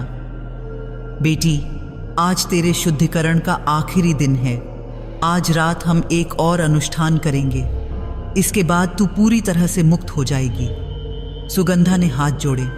जो भी करना है माताजी, मैं तैयार हूँ। रात को फिर से वही मंच, वही दीपक, वही मंत्र, पर इस बार कुछ अलग था। तारा देवी ने सुगंधा के सामने एक आईना रखा, बड़ा गोल आईना। इस आईने में देख, तारा देवी ने कहा, और अपने आप से बात कर, उस सुगंधा से बात कर जो पिशाचिनी बनने से पहले थी। सुगंधा ने आईने में देखा, उसका अपना चेहरा दिखा, पर वो चेहरा वो पहले जैसा नहीं था। अब उसमें गहराई थी, दुख था और कुछ अजीब सा डर था। मैं कौन हूं? सुगंधा ने धीरे से पूछा। आईने में उसका ही प्रतिबिंब हिला, और फिर जैसे किसी जादू से आईने में एक और चेहरा दिखा। वो पुरानी सुगंधा, वो 16 साल की मासूम लड़की जो मंदिर में फूल तोड़ती थी। पुरानी सुगंधा मुस्कुराई। तू मुझे भूल गई थी, है ना? असली सुगंधा की आंखों से आंसू बहने लगे। मैंने तुझे खो दिया था। नहीं, तू मुझे कभी नहीं खोई। मैं हमेशा तेरे भीतर थी, बस दब गई थी। उस अंधेरे के नीचे। मैंने बहुत लोगों को मारा, मैंने बहुत गलत किया। पुरानी सुगंधा ने सिर हिलाया। वो तू नहीं थी, वो पिशाचिनी थी। अब तुझे खुद को माफ करना होगा, नहीं तो तू कभी आगे नहीं बढ़ पाएगी। पर कैसे माफ करूं? उन लोगों के परिवार, उनकी माएं, बहनें, बीवियां। तू उन्हें वापस नहीं ला सकती, पर तू अपनी बाकी की जिंदगी अच्छे कामों में बिता सकती है। तू लोगों की मदद कर सकती है, तू सच्चाई से जी सकती है। आईने में दोनों सुगंधा धीरे धीरे एक होने लगीं और फिर एक तेज रोशनी के साथ आईना टूट गया। सुगंधा जमीन पर बैठ गई। उसके पूरे शरीर से पसीना बह रहा था, पर उसके दिल में एक अजीब सी शांति थी। पहली बार इतने दिनों में उसे लगा कि वो सच में ठीक हो रही है। तारा देवी ने उसके सिर पर हाथ रखा। अब तू मुक्त है बेटी, पूरी तरह से। अगले दिन सुगंधा ने अपना सामान बांधा। तारा देवी ने उसे कुछ जड़ी बूटियां दी, कुछ मंत्र लिखे हुए कागज दिए। बेटी, ये जड़ी बूटियां तेरे शरीर को मजबूत रखेंगी, और ये मंत्र अगर कभी फिर से कोई बुरी शक्ति तेरे पास आए तो ये पढ़ना, ये तुझे सुरक्षित रखेंगे। थैंक यू माता जी, आपने मेरी जान बचाई। तारा देवी ने उसे गले से लगाया। बेटी, अब तू जा, और याद रख, तेरी सुंदरता अब भी तेरे साथ है, पर अब वो एक शाप नहीं, एक वरदान है। इसका सही इस्तेमाल करना। सुगंधा बाहर आई। पंडित जी वहां खड़े थे, पर जैसे ही सुगंधा ने उन्हें देखा, उसका दिल बैठ गया। पंडित जी की हालत और भी खराब हो गई थी। वो मुश्किल से खड़े हो पा रहे थे। उनका चेहरा मोम की तरह पीला पड़ गया था। पिताजी, सुगंधा भागकर उनके पास गई। पंडित जी मुस्कुराए। बेटी, तू बिल्कुल ठीक लग रही है, जैसे पहले थी। पिताजी, आप इतने कमजोर क्यों हो गए हैं? कुछ नहीं बेटी, चलो अब हमें यहां से जाना चाहिए, घर वापस चलते हैं। नहीं पिताजी, पहले हम किसी वैद्य के पास जाएंगे, आपको इलाज की जरूरत है। पंडित जी ने उसका हाथ पकड़ा। बेटी, मुझे पता है मेरा समय आ गया है, मुझे इलाज की जरूरत नहीं, मुझे बस इतना देखना था कि तू ठीक हो जाए। अब मैं चैन से जा सकता हूं। नहीं, आप ऐसा मत कहिए, मैं आपको कुछ नहीं होने दूंगी। पर पंडित जी की सांसें अब और भी कमजोर हो रही थीं। तारा देवी दौड़कर आईं। उन्होंने पंडित जी को देखा, फिर अपना सिर झुका लिया। इनकी काया बहुत कमजोर हो चुकी है। इतनी चिंता, इतना तनाव, इन्होंने अपनी सारी ऊर्जा तुझे बचाने में लगा दी। सुगंधा रोने लगी। नहीं नहीं, ऐसा नहीं हो सकता पिताजी, प्लीज। पंडित रामदास को आश्रम के अंदर एक कमरे में लिटाया गया। तारा देवी ने उन्हें कुछ जड़ी बूटियां दी, पर वो जानती थीं कि अब कुछ नहीं हो सकता। सुगंधा अपने पिता के पास बैठी रही, उनका हाथ पकड़े रोती रही। बेटी, पंडित जी ने धीरे से कहा, तू रो मत, मैं खुश हूं, तू ठीक हो गई। अब तू अपनी जिंदगी जी, किसी अच्छे इंसान से शादी कर, खुश रह। पिताजी, आपके बिना मैं कैसे जीऊंगी? तू बहुत मजबूत है बेटी, तूने इतना कुछ झेला है, अब तू कुछ भी कर सकती है। पंडित जी की सांसें अब बहुत धीमी हो रही थीं। सूरज डूब रहा था और कमरे में अंधेरा फैलने लगा था। बेटी, तेरी माँ तुझसे बहुत प्यार करती थी। अब मैं उससे मिलने जा रहा हूं। तू हमेशा खुश रहना। और उसके बाद पंडित रामदास ने अपनी आखिरी सांस ली। सुगंधा चीखी। उसने अपने पिता को हिलाया, पिताजी उठिए, प्लीज उठिए। पर वो नहीं उठे, वो चले गए थे हमेशा के लिए। पंडित रामदास का अंतिम संस्कार आश्रम के पास ही किया गया। तारा देवी और आश्रम की सभी औरतों ने मिलकर विधि विधान से सब कुछ किया। सुगंधा चुपचाप खड़ी रही। उसकी आंखों में अब आंसू भी नहीं थे। वो सूख चुकी थी, अंदर से खाली हो चुकी थी। उसने सब कुछ खो दिया था, अपना गांव, अपना घर, अपनी मासूमियत और अब अपने पिता को भी। जब चिता की आग बुझी तो तारा देवी ने सुगंधा से पूछा, बेटी अब तू क्या करेगी? तू यहाँ रह सकती है हमारे साथ। सुगंधा ने अपना सिर हिलाया। नहीं माताजी, मैं यहाँ नहीं रह सकती। मुझे अपना रास्ता खुद बनाना होगा। तो तू कहाँ जाएगी? सुगंधा ने दूर पहाड़ों की ओर देखा। मुझे नहीं पता, पर मैं जहाँ भी जाऊंगी मैं लोगों की मदद करूंगी। उन औरतों की मदद करूंगी जो मेरी तरह किसी शाप, किसी दुख से गुजर रही हैं। शायद इस तरह मैं अपने अतीत का कुछ प्रायश्चित कर सकूं। तारा देवी ने उसके सिर पर हाथ रखा। तू बहादुर है बेटी, भगवान तेरे साथ है। अगली सुबह सुगंधा ने आश्रम को अलविदा कहा। उसके पास ज्यादा कुछ नहीं था। एक छोटी सी पोटली जिसमें कुछ कपड़े, वो जड़ी बूटियां और अपने पिता की एक तस्वीर थी। वो धीरे धीरे पहाड़ी से नीचे उतरने लगी। उसे नहीं पता था कि वो कहाँ जा रही है, पर उसे पता था कि उसे अब खुद से नहीं भागना है। उसे अपने अतीत को स्वीकार करना है और आगे बढ़ना है। पर जब वो पहाड़ी के नीचे पहुंची तो उसे एक अजीब सी बात महसूस हुई। हवा में फिर से चंदन की वो खुशबू थी। वो खुशबू जो उसके शरीर से निकलती थी, वो अब भी वहां थी, कमजोर पर मौजूद। सुगंधा रुक गई। उसने अपने हाथों को सूंघा। हाँ, वो खुशबू अब भी थी। तारा देवी ने कहा था कि पिशाचिनी चली गई है, पर क्या सच में वो पूरी तरह से चली गई थी, या फिर उसका कुछ हिस्सा अब भी सुगंधा के भीतर था? और अगर था तो क्या वो फिर से लौट सकती थी? सुगंधा ने अपनी आंखें बंद कर लीं। उसने अपने भीतर झांकने की कोशिश की। वो आवाज, वो अब नहीं थी, बिल्कुल नहीं, पर खुशबू थी। और वो खुशबू, वो एक निशानी थी उस अतीत की जो कभी पूरी तरह से नहीं जाएगा। सुगंधा ने गहरी सांस ली, फिर वो आगे बढ़ गई।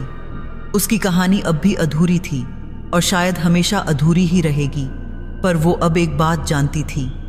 वो अब वो मासूम सुगंधा नहीं थी जो मंदिर में फूल चढ़ाती थी, और न ही वो खतरनाक पिशाचिनी थी जो मर्दों की जान लेती थी। वो अब कुछ बीच में थी, कुछ अलग, कुछ नया, और शायद यही उसकी असली पहचान थी। सुगंधा, जिसकी सुंदरता एक शाप थी, जिसने अपने हाथों से लोगों को मारा, जिसने अपना सब कुछ खो दिया, पर जो अब भी जिंदा थी और जो अब एक नया रास्ता खोज रही थी।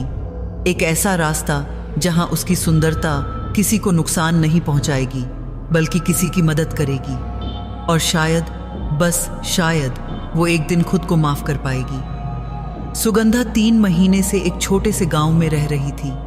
ये गांव हिमालय की तलहटी से काफी दूर था, मैदानी इलाके में। यहाँ कोई उसे नहीं जानता था, न उसके अतीत के बारे में, न उस शाप के बारे में। उसने अपना नाम बदल लिया था।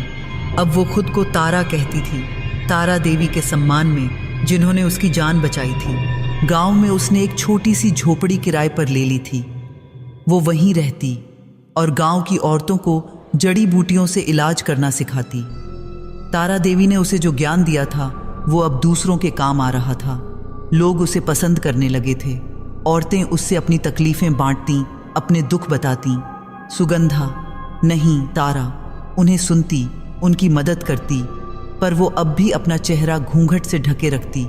लोगों ने पूछा भी, तारा बहन, तुम हमेशा घूंघट क्यों रखती हो? उसने जवाब दिया, मेरे पति की मृत्यु हो गई है। मैंने प्रण लिया है कि अब कभी अपना चेहरा किसी को नहीं दिखाऊंगी। लोगों ने उसकी बात मान ली। कुछ ने उसे विधवा समझा, कुछ ने उसे एक धार्मिक औरत समझा, पर किसी ने उसकी पहचान नहीं पहचानी। और चंदन की खुशबू, वो अब भी थी, पर अब बहुत हल्की थी। इतनी हल्की कि लोग बस सोचते कि शायद वो कोई इत्र लगाती है। तारा को लगने लगा था कि शायद अब वो एक सामान्य जिंदगी जी सकती है। शायद अब वो अपने अतीत को पीछे छोड़ सकती है, पर किस्मत को कुछ और ही मंजूर था। एक दिन गांव में एक नया आदमी आया। उसका नाम था राहुल। करीब 30 साल का, लंबा, सुंदर चेहरा और आंखों में एक अजीब सी गहराई। वो शहर से आया था और गांव के स्कूल में पढ़ाने आया था। राहुल पढ़ा लिखा था, शहरी था, पर उसके दिल में गांव के लोगों के लिए सम्मान था। वो बच्चों को मन लगाकर पढ़ाता, गांव वालों की मदद करता। एक दिन राहुल की माँ बीमार पड़ गई। बुखार आ गया था, बहुत तेज।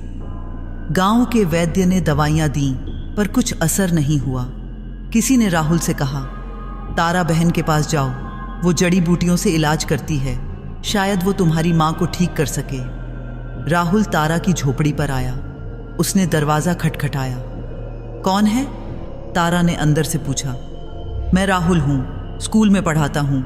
मेरी माँ बीमार है, मुझे आपकी मदद चाहिए। तारा ने दरवाज़ा खोला। उसने घूंघट से अपना चेहरा ढक रखा था। क्या तकलीफ है आपकी माँ को? तेज बुखार है, 3 दिन से, कोई दवाई काम नहीं कर रही। तारा ने कुछ जड़ी बूटियाँ एक पोटली में बांधी। ये लीजिए, इन्हें पानी में उबाल कर, छान कर दिन में 3 बार अपनी माँ को पिलाइए, 2 दिन में ठीक हो जाएगी। राहुल ने वो पोटली ली। Thank you. मैं आपका कितना देना होगा? कुछ नहीं, बस अपनी माँ का ख्याल रखिए। राहुल चला गया, पर उसके जाने के बाद तारा को एक अजीब सी बेचैनी महसूस हुई। उस आदमी की आवाज़ में कुछ था, कुछ ऐसा जो उसने पहले कभी नहीं सुना था। एक सच्चाई, एक ईमानदारी। 2 दिन बाद राहुल फिर से आया। इस बार उसके हाथ में कुछ फल थे और एक मिठाई का डिब्बा। तारा बहन, मेरी माँ बिल्कुल ठीक हो गई। आपकी दवाई ने कमाल कर दिया। ये छोटी सी भेंट है। तारा ने वो सब नहीं लेना चाहा। नहीं बाप, राहुल जी, मुझे कुछ नहीं चाहिए। प्लीज़, ये तो बहुत छोटी चीज़ है। आपने मेरी माँ की जान बचाई। तारा ने आखिरकार वो सब ले लिया। राहुल जाने लगा, पर फिर रुक गया। तारा बहन, एक बात पूछूं? हाँ। आप हमेशा घूंघट क्यों रखती हैं? तारा का दिल तेजी से धड़कने लगा। मैंने आपको बताया था, मेरे पति की मृत्यु हो गई है।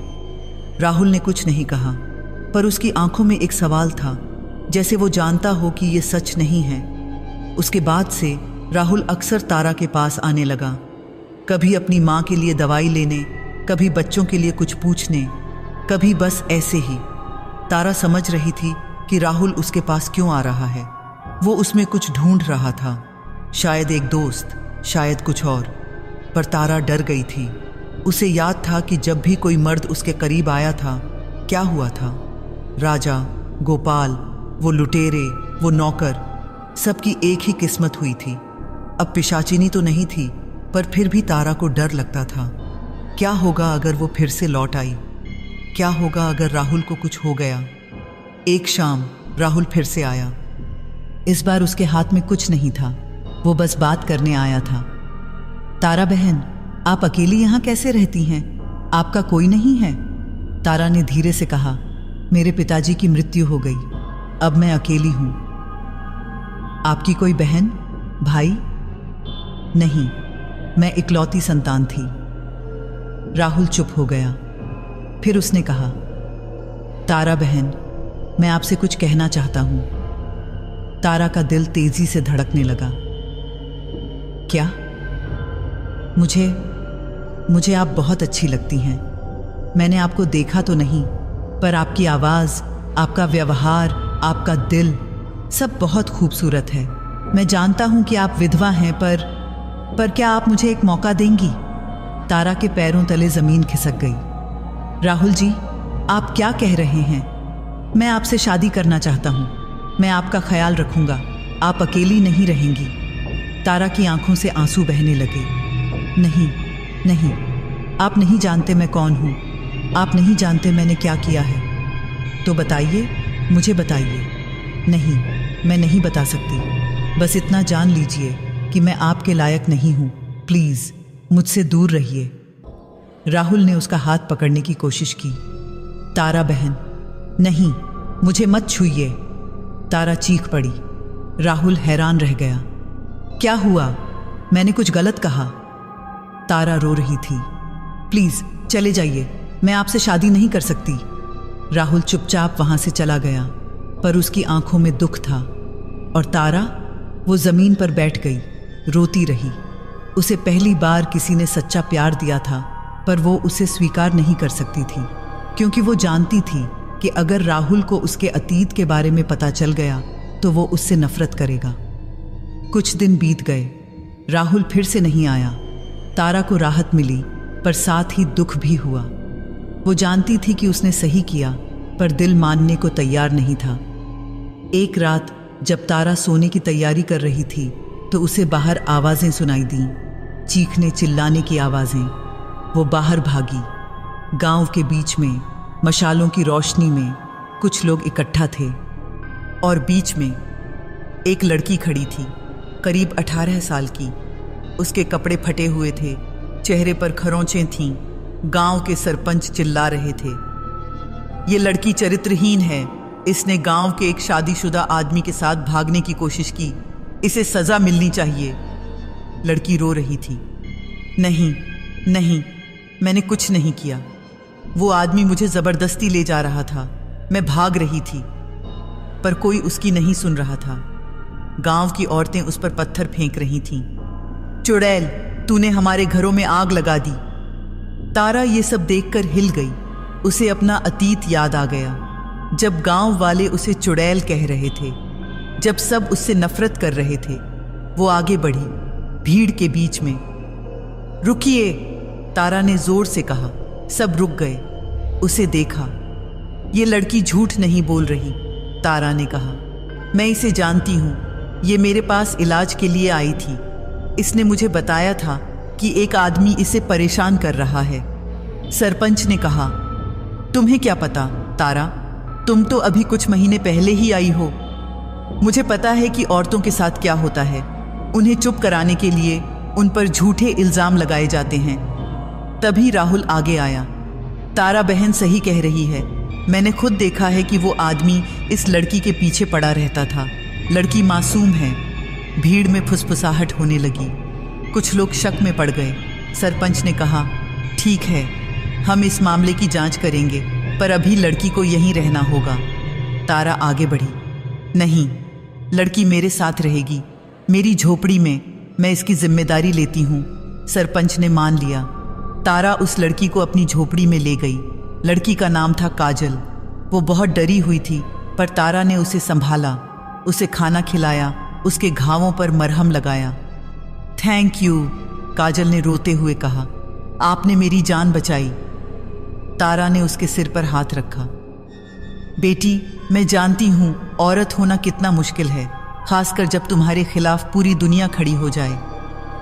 आपने भी ऐसा कुछ झेला है? काजल ने पूछा। तारा चुप रही, फिर धीरे से बोली, हाँ, मैंने भी बहुत कुछ झेला है। अगली सुबह राहुल तारा की झोपड़ी पर आया। तारा बहन, कल रात आपने जो किया वो बहुत बहादुरी का काम था। मैंने बस वो किया जो सही था। राहुल ने उसकी ओर देखा।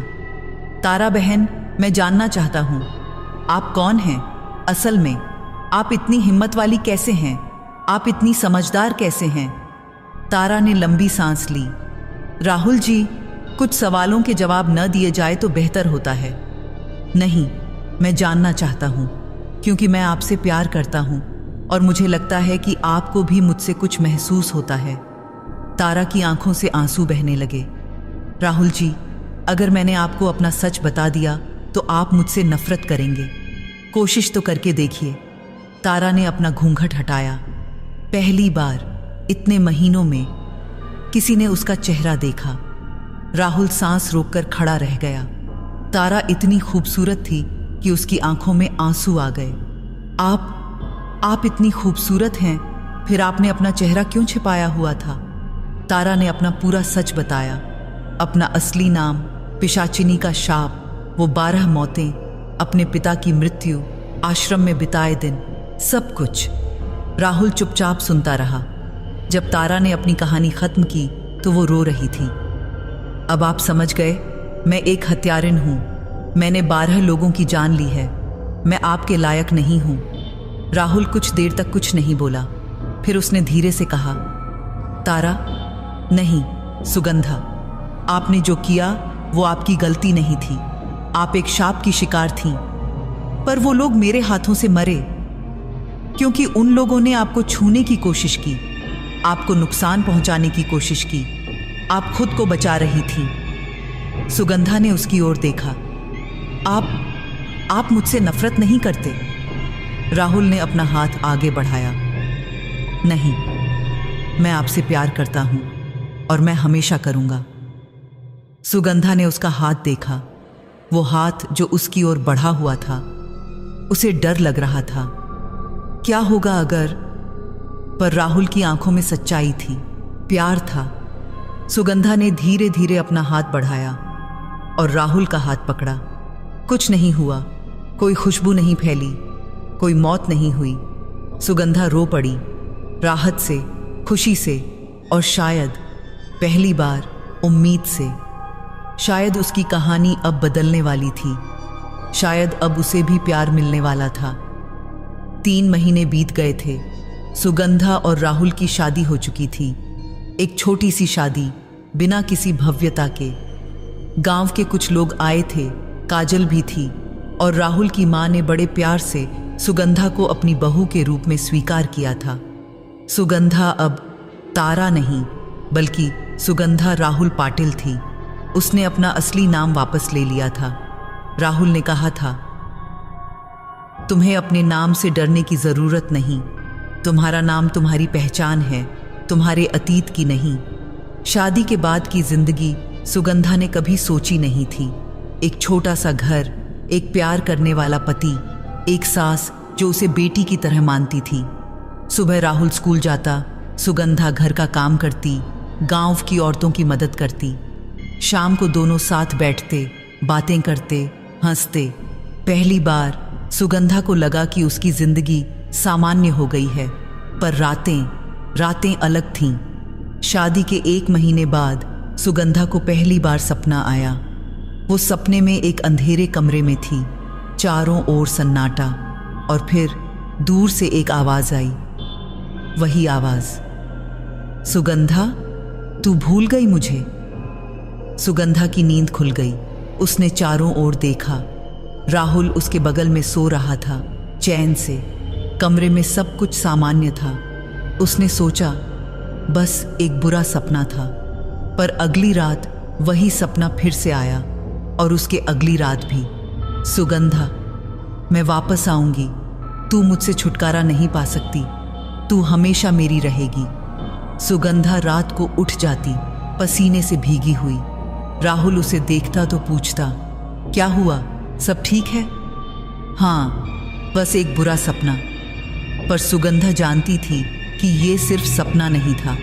पिशाचिनी अब भी वहीं थी, कहीं गहरे में, सोई हुई पर जिंदा। 2 महीने बाद एक दिन सुगंधा बाजार गई थी सब्जियां खरीदने। काजल उसके साथ थी। दोनों हंसती बोलती हुई एक दुकान से दूसरी दुकान जा रही थीं। तभी एक आदमी सुगंधा के पास आया, करीब 45 साल का, गंदे कपड़े, मुंह से शराब की बदबू। उसने सुगंधा की बांह पकड़ने की कोशिश की। अरे सुंदरी, कहाँ जा रही हो? जरा हमसे भी बात कर लो। सुगंधा पीछे हट गई। हटिए, मुझसे बात मत करिए। पर वो आदमी आगे बढ़ा। अरे इतना घमंड क्यों? थोड़ा प्यार से बात करो। और तभी कुछ हुआ। सुगंधा के शरीर से अचानक चंदन की खुशबू तेज हो गई, इतनी तेज कि काजल भी चौंक गई। वो आदमी रुक गया, उसकी आंखें धुंधली पड़ने लगीं। वो लड़खड़ाया, ये क्या खुशबू है? सुगंधा का दिल तेजी से धड़कने लगा। नहीं, ये फिर से शुरू नहीं हो सकता। उसने काजल का हाथ पकड़ा और वहां से भागी। वो सीधे घर पहुंची। उसके हाथ कांप रहे थे। दीदी, क्या हुआ? काजल ने पूछा। कुछ नहीं, बस मुझे अच्छा नहीं लग रहा। पर सुगंधा जानती थी क्या हुआ था। पिशाचिनी जाग रही थी, धीरे धीरे पर जाग रही थी। उस रात सुगंधा राहुल को कुछ नहीं बता पाई। वो बस चुपचाप लेटी रही, छत को देखती रही।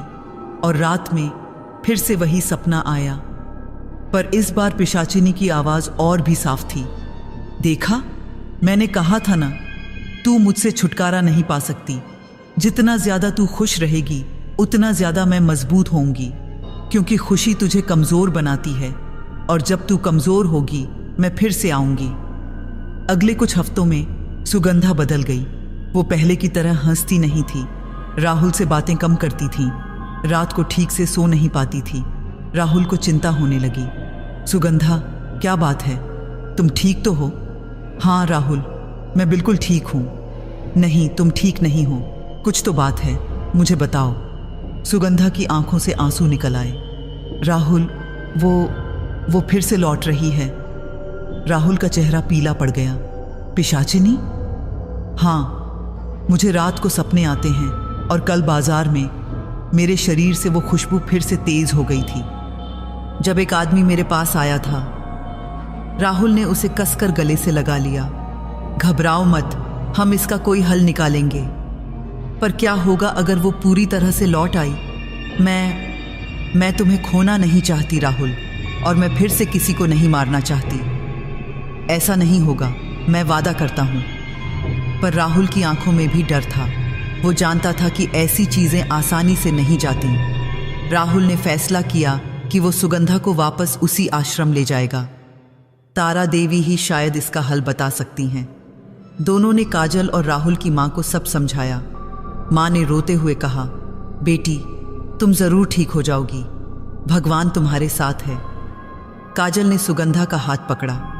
दीदी, आप वापस आइएगा, मुझे आपकी जरूरत है। सुगंधा और राहुल वापस हिमालय की तलहटी की ओर निकल पड़े। वही रास्ता, वही पहाड़ियां। पर इस बार सुगंधा अकेली नहीं थी, राहुल उसके साथ था। 10 दिन की यात्रा के बाद वो आश्रम पहुंचे।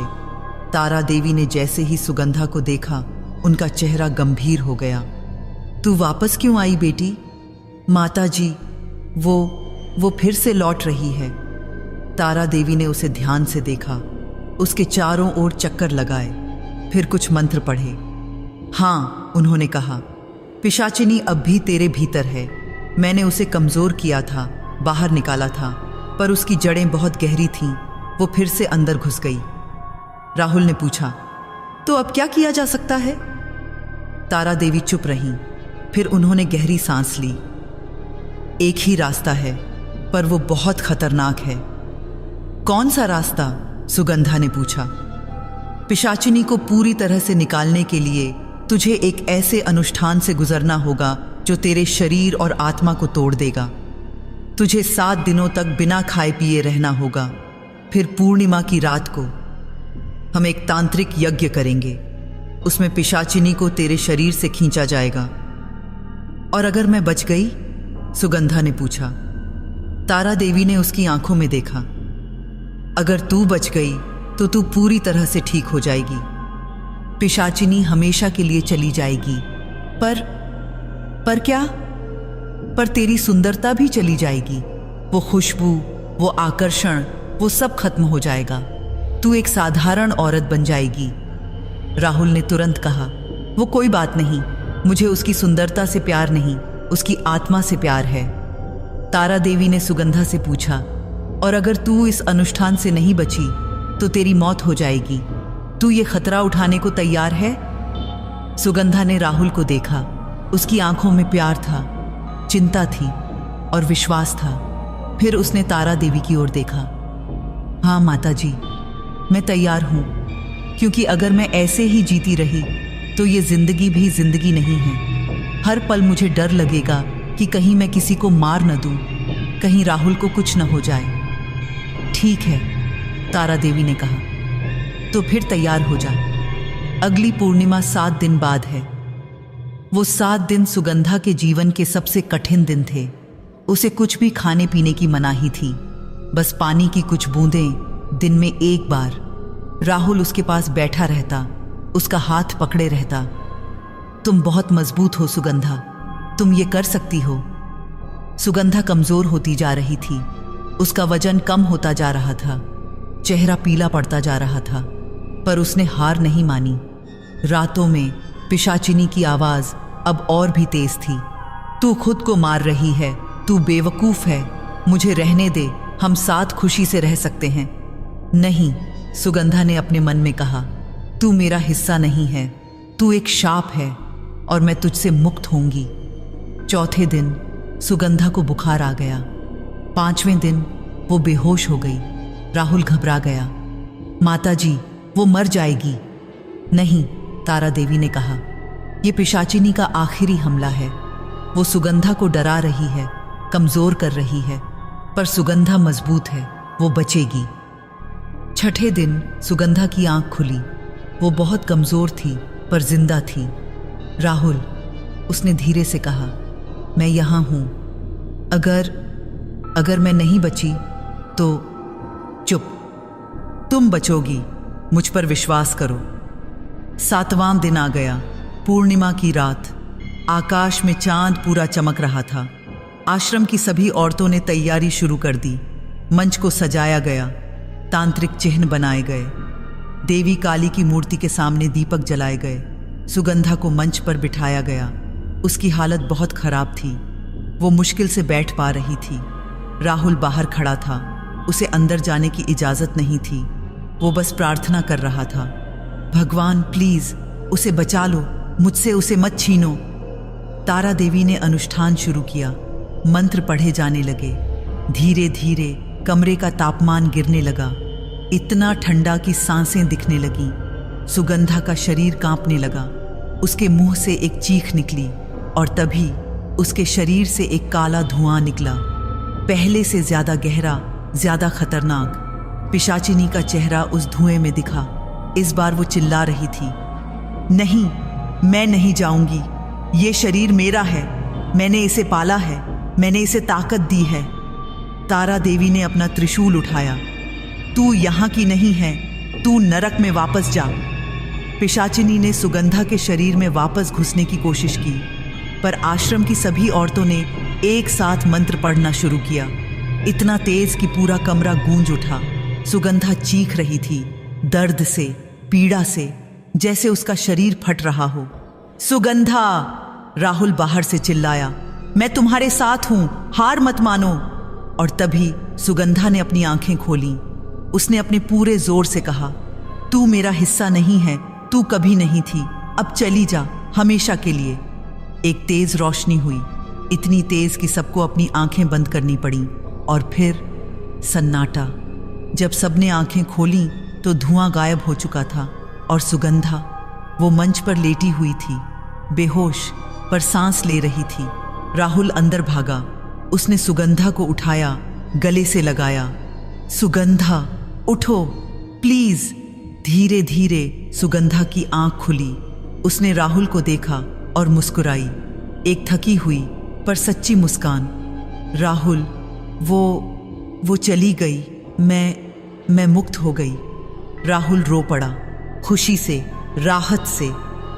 हाँ, तुम मुक्त हो गई। पर जब उसने सुगंधा के चेहरे को ध्यान से देखा तो उसे फर्क दिखा। सुगंधा की सुंदरता अब भी थी, पर वो पहले जैसी नहीं थी। अब वो एक साधारण औरत की तरह दिख रही थी। चंदन की खुशबू गायब हो चुकी थी, पर राहुल को कोई फर्क नहीं पड़ा।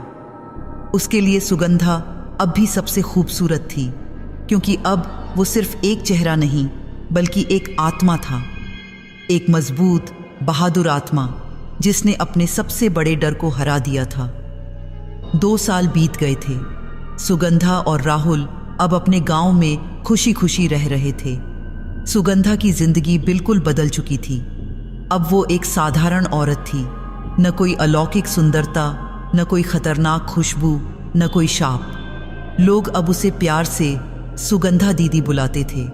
वो गांव की औरतों को जड़ी बूटियों का ज्ञान देती, बीमारों की देखभाल करती और अनाथ बच्चों को पढ़ाती। काजल अब उसकी सबसे अच्छी सहेली बन चुकी थी और राहुल की माँ अब कमज़ोर हो गई थी, पर खुश थी कि उनका घर पूरा है। और सबसे ख़ास बात, सुगंधा अब माँ बनने वाली थी। हाँ, उसके पेट में एक नन्ही सी जान पल रही थी। 7 महीने हो चुके थे। राहुल बहुत खुश था। वो हर वक्त सुगंधा का ख्याल रखता, उसे आराम करने को कहता। राहुल, मैं बीमार नहीं हूँ, सुगंधा हंसते हुए कहती। मैं बस माँ बनने वाली हूँ। हाँ, पर तुम्हें आराम की ज़रूरत है। डॉक्टर ने कहा है ना कि तुम कमज़ोर हो। सुगंधा मुस्कुराती। ये सच था कि वो अनुष्ठान के बाद से कमज़ोर हो गई थी। उसका शरीर पहले जैसा मजबूत नहीं रहा था, पर उसे फ़र्क नहीं पड़ता था। वो जिंदा थी, मुक्त थी और प्यार करने वाले लोगों के साथ थी।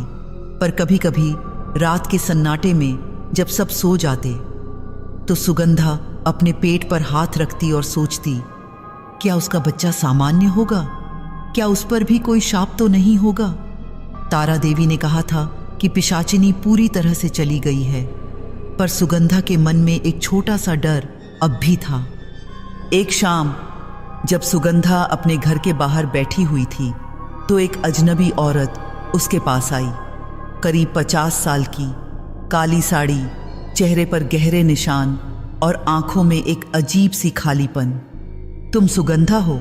औरत ने पूछा। सुगंधा चौंक गई। जी हाँ, आप कौन हैं? औरत ने उसकी ओर देखा, एक लंबी भेदती नजर। मेरा नाम शांता है, मैं बहुत दूर से आई हूं तुम्हें ढूंढने। मुझे? पर क्यों? शांता बैठ गई। उसकी आवाज में थकान थी, पर एक गहरी पीड़ा भी। क्योंकि तुमने मेरे बेटे को मारा था। सुगंधा की सांसें रुक गईं, उसका चेहरा पीला पड़ गया। आपका बेटा? हाँ, गोपाल। तुम्हें याद है? वो तुम्हारे गांव का था। 2 साल पहले उसकी लाश तुम्हारे घर के पास मिली थी। सुगंधा की आंखों से आंसू निकल आए। गोपाल, वो पहला आदमी जिसे उसने अपने हाथों से मारा था। उसका चेहरा अब भी सुगंधा को याद था। मुझे माफ कर दीजिए, सुगंधा ने कांपती आवाज में कहा। मैंने जानबूझकर नहीं किया था। मैं एक शाप की शिकार थी। शांता ने उसे ध्यान से देखा। मुझे पता है, मुझे सब पता है। मैंने तुम्हारे बारे में बहुत कुछ सुना है, पिशाचिनी, शाप, सब कुछ। तो आप मुझसे बदला लेने आई हैं? शांता ने सिर हिलाया। नहीं, मैं बदला लेने नहीं आई। मैं तो बस तुम्हें देखना चाहती थी, उस औरत को देखना चाहती थी जिसने मेरे बेटे की जान ली। सुगंधा रोने लगी। मैं हर रोज उसके बारे में सोचती हूँ, उन सब के बारे में जिन्हें मैंने मारा। मैं जानती हूँ कि माफ़ी से कुछ नहीं होगा, पर मैं सच में माफ़ी चाहती हूँ। शांता की आंखों में भी आंसू आ गए। मेरा बेटा गलत था, वो तुम्हारे पास गलत इरादों से गया था। मैं उसकी माँ हूँ, पर मैं झूठ नहीं बोलूँगी। उसने जो किया वो गलत था। फिर भी वो आपका बेटा था और मैंने उसकी जान ली। शांता ने सुगंधा का हाथ पकड़ा। बेटी, मैं तुम्हें माफ़ करती हूँ, क्योंकि मैं देख सकती हूँ कि तुम एक अच्छी इंसान हो। तुमने जो किया वो तुम्हारी मर्जी से नहीं था, और अब तुम दूसरों की मदद कर रही हो। शायद इसी तरह तुम अपने अतीत से मुक्त हो सकती हो।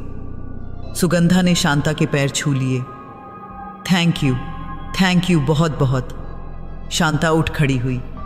मैं जा रही हूँ, पर एक बात याद रखना बेटी, अतीत हमारा पीछा कभी नहीं छोड़ता। हम बस उसके साथ जीना सीखते हैं। वो चली गई, पर उसके शब्द सुगंधा के दिल में गूंजते रहे। 2 महीने बाद एक रात को सुगंधा को दर्द शुरू हुआ। राहुल घबराकर दाई को बुला लाया। गांव में अस्पताल नहीं था, इसलिए बच्चे का जन्म घर पर ही होना था। पूरी रात सुगंधा तड़पती रही। दर्द इतना था कि वो चीखती रही। राहुल बाहर खड़ा था, बेचैन, प्रार्थना करता हुआ। काजल अंदर थी, सुगंधा का हाथ पकड़े हुए। दीदी, बस थोड़ा और, आप कर सकती हैं। और आखिरकार सुबह होने से कुछ देर पहले एक बच्ची का जन्म हुआ, छोटी सी, नाजुक और बिल्कुल सामान्य। दाई ने बच्ची को साफ किया, कपड़े में लपेटा और सुगंधा की गोद में दे दिया। सुगंधा ने अपनी बेटी को देखा। उसकी छोटी सी आंखें, नन्हे हाथ, गुलाबी होंठ, वो इतनी खूबसूरत थी कि सुगंधा रो पड़ी, खुशी से, राहत से। ये बिल्कुल सामान्य है? सुगंधा ने दाई से पूछा। हाँ बेटी, बिल्कुल स्वस्थ है, कोई समस्या नहीं है। राहुल अंदर आया। उसने अपनी बेटी को देखा और उसकी आंखों में खुशी के आंसू आ गए। वो इतनी छोटी है, इतनी प्यारी है, हमारी बेटी, सुगंधा ने मुस्कुराते हुए कहा। हम इसका नाम क्या रखेंगे? सुगंधा ने सोचा, फिर धीरे से बोली, आशा। हम इसका नाम आशा रखेंगे, क्योंकि ये हमारी उम्मीद है, हमारी नई शुरुआत है। पर खुशी ज़्यादा दिन नहीं टिकी। जब आशा 3 महीने की हुई तो एक अजीब बात होने लगी। जब भी कोई मर्द उसे गोद में लेता तो वो रोने लगती, ज़ोर ज़ोर से, जैसे उसे तकलीफ हो रही हो। राहुल भी जब उसे गोद में लेता तो आशा चीखने लगती। सिर्फ सुगंधा, काजल या राहुल की माँ, सिर्फ औरतों की गोद में वो शांत रहती। सुगंधा को चिंता होने लगी। उसने काजल से कहा, काजल, ये क्या हो रहा है? आशा मर्दों से क्यों डरती है? शायद बच्चों को ऐसा होता है दीदी। शायद उसे औरतों की खुशबू ज्यादा पसंद है। पर सुगंधा को कुछ और ही लग रहा था। एक अजीब सा डर उसके दिल में घर कर रहा था। एक रात जब सुगंधा आशा को सुला रही थी तो उसे कुछ महसूस हुआ। आशा के शरीर से एक हल्की सी खुशबू आ रही थी, चंदन की खुशबू। सुगंधा का दिल तेजी से धड़कने लगा। नहीं, ये नहीं हो सकता। उसने आशा को ध्यान से देखा। बच्ची चैन से सो रही थी, पर वो खुशबू वो अब भी थी। सुगंधा राहुल के पास गई। राहुल, आशा के शरीर से वो खुशबू आ रही है। राहुल का चेहरा पीला पड़ गया। क्या? पर कैसे? तारा देवी ने कहा था कि पिशाचिनी पूरी तरह से चली गई है। मुझे नहीं पता, पर हमें आशा को तारा देवी के पास ले जाना होगा। अगले ही दिन सुगंधा और राहुल आशा को लेकर फिर से उस आश्रम की ओर निकल पड़े। ये यात्रा तीसरी बार थी और हर बार कुछ न कुछ गलत होता था। जब वो आश्रम पहुंचे तो तारा देवी ने आशा को देखा। उन्होंने बच्ची को गोद में लिया, उसके चारों ओर चक्कर लगाए, मंत्र पढ़े। फिर उन्होंने सुगंधा की ओर देखा। उनके चेहरे पर चिंता थी। बेटी, तेरी बच्ची पर पिशाचिनी का साया नहीं है। सुगंधा को राहत मिली। तो फिर वो खुशबू तेरी है, तेरे शरीर से आशा के शरीर में चली गई। ये एक निशानी है, पर ये कोई शाप नहीं है। तो आशा ठीक है? हाँ, आशा बिल्कुल ठीक है। वो एक साधारण बच्ची है। पर क्या माताजी? तारा देवी ने गहरी सांस ली। पर तुझे आशा को सावधानी से पालना होगा। उसे सिखाना होगा कि सुंदरता एक वरदान है, शाप नहीं। उसे सिखाना होगा कि अपनी ताकत का सही इस्तेमाल कैसे करना है, क्योंकि जब वो बड़ी होगी तो लोग उसकी ओर आकर्षित होंगे। और अगर उसने सही रास्ता नहीं चुना तो क्या? तो वही हो सकता है जो तेरे साथ हुआ था। सुगंधा की आंखों में आंसू आ गए। नहीं, मैं अपनी बेटी को वो सब नहीं झेलने दूंगी। मैं उसे मजबूत बनाऊंगी, समझदार बनाऊंगी। मैं उसे सिखाऊंगी कि सुंदरता कोई शाप नहीं, बल्कि एक जिम्मेदारी है। तारा देवी मुस्कुराईं। अच्छा है बेटी, तू एक अच्छी मां बनेगी। सुगंधा और राहुल अपने गांव वापस आ गए। अब सुगंधा को सब कुछ साफ हो गया था। आशा पर कोई शाप नहीं था। वो एक सामान्य बच्ची थी, और अगर उसमें कुछ खास था तो सुगंधा उसे सही तरीके से पालेगी। साल बीतते गए, आशा बड़ी होती गई। वो सच में बहुत खूबसूरत थी, पर सुगंधा ने उसे सिखाया कि सुंदरता से ज़्यादा ज़रूरी है दिल की सफाई, दूसरों की मदद करना और खुद को संभालना। राहुल ने भी आशा को बहुत प्यार दिया, पर साथ ही उसे मजबूत भी बनाया। उसे पढ़ाया, उसे दुनिया के बारे में बताया। और सुगंधा, वो अब भी गांव की औरतों की मदद करती रही। कई औरतें उसके पास आतीं, अपनी तकलीफ़ें बतातीं, और सुगंधा उन्हें सुनती, उनकी मदद करती। एक दिन जब आशा 10 साल की हो गई तो उसने सुगंधा से पूछा, माँ, लोग कहते हैं कि आपका अतीत बहुत अंधेरा था, क्या ये सच है? सुगंधा ने अपनी बेटी को देखा, फिर उसे गले से लगा लिया। हाँ बेटी, मेरा अतीत अंधेरा था। मैंने बहुत गलतियां की, पर मैंने उनसे सीखा भी, और अब मैं एक बेहतर इंसान बनने की कोशिश कर रही हूँ। क्या आप उन गलतियों के बारे में मुझे बताएगी? हाँ, जब तुम बड़ी हो जाओगी तो मैं तुम्हें सब बताऊंगी, ताकि तुम वो गलतियां न करो जो मैंने की। आशा ने मुस्कुराते हुए कहा, माँ, आप सबसे अच्छी हो। सुगंधा की आंखों में आंसू आ गए, पर ये आंसू दुख के नहीं बल्कि खुशी के थे। आज जब मैं ये कहानी सुना रही हूँ तो सुगंधा 50 साल की हो चुकी है। उसके बाल सफ़ेद हो गए हैं, चेहरे पर झुर्रियाँ आ गई हैं, पर उसकी आंखों में अब भी वही चमक है, वही ताकत है। आशा अब एक डॉक्टर बन चुकी है। वो शहर में रहती है, पर हर महीने अपनी माँ से मिलने आती है। उसने कभी अपनी सुंदरता का गलत इस्तेमाल नहीं किया। सुगंधा ने उसे वो सब सिखाया जो ज़रूरी था। राहुल अब बूढ़ा हो गया है, पर अब भी सुगंधा से उतना ही प्यार करता है। वो अक्सर कहता है, तुम मेरी जिंदगी की सबसे अच्छी चीज़ हो और हमेशा रहोगी। सुगंधा ने अपने अतीत को स्वीकार किया। उन 12 लोगों को वो कभी नहीं भूली। हर साल उनकी पुण्यतिथि पर वो मंदिर में दीप जलाती है, प्रार्थना करती है कि उनकी आत्माओं को शांति मिले। और चंदन की वो खुशबू, वो अब बिल्कुल ख़त्म हो चुकी है। अब सुगंधा के शरीर से सिर्फ साबुन और तेल की साधारण खुशबू आती है, पर उसकी कहानी वो अब भी लोगों में जिंदा है। गांव की बूढ़ी औरतें अपनी बेटियों को, अपनी पोतियों को ये कहानी सुनाती हैं, ताकि वो सीखें कि सुंदरता कोई शाप नहीं है, अगर आप उसे सही तरीके से इस्तेमाल करें। और सुगंधा, वो अब भी हर रोज़ उठती है, मंदिर जाती है, प्रार्थना करती है और कहती है, भगवान मुझे माफ़ कर दो और मुझे ताकत दो कि मैं दूसरों की मदद कर सकूं, क्योंकि अंत में हम सब अपने अतीत से नहीं भाग सकते, हम बस उसके साथ जीना सीखते हैं। और अगर हम किस्मत वाले हुए तो हम उससे कुछ सीखते भी हैं। सुगंधा की कहानी एक शाप की कहानी नहीं है, ये एक औरत की कहानी है जिसने अपने सबसे अंधेरे समय में भी हार नहीं मानी, जिसने अपनी गलतियों को स्वीकारा, उनसे सीखा और एक बेहतर इंसान बनी। और शायद यही असली मुक्ति है। तो दोस्तों, ये थी सुगंधा की कहानी, सुंदरता का श्राप, जो एक शाप से शुरू हुई पर प्यार और माफ़ी पर ख़त्म हुई। मुझे उम्मीद है कि आपको ये कहानी पसंद आई होगी। कमेंट में ज़रूर बताइएगा कि आपको कैसी लगी और आप किस शहर से हैं। और हाँ, याद रखिएगा, सुंदरता कोई शाप नहीं है, शाप है उन लोगों की नज़र जो उसे गलत तरीके से देखते हैं। अपना ख्याल रखिएगा। नमस्कार।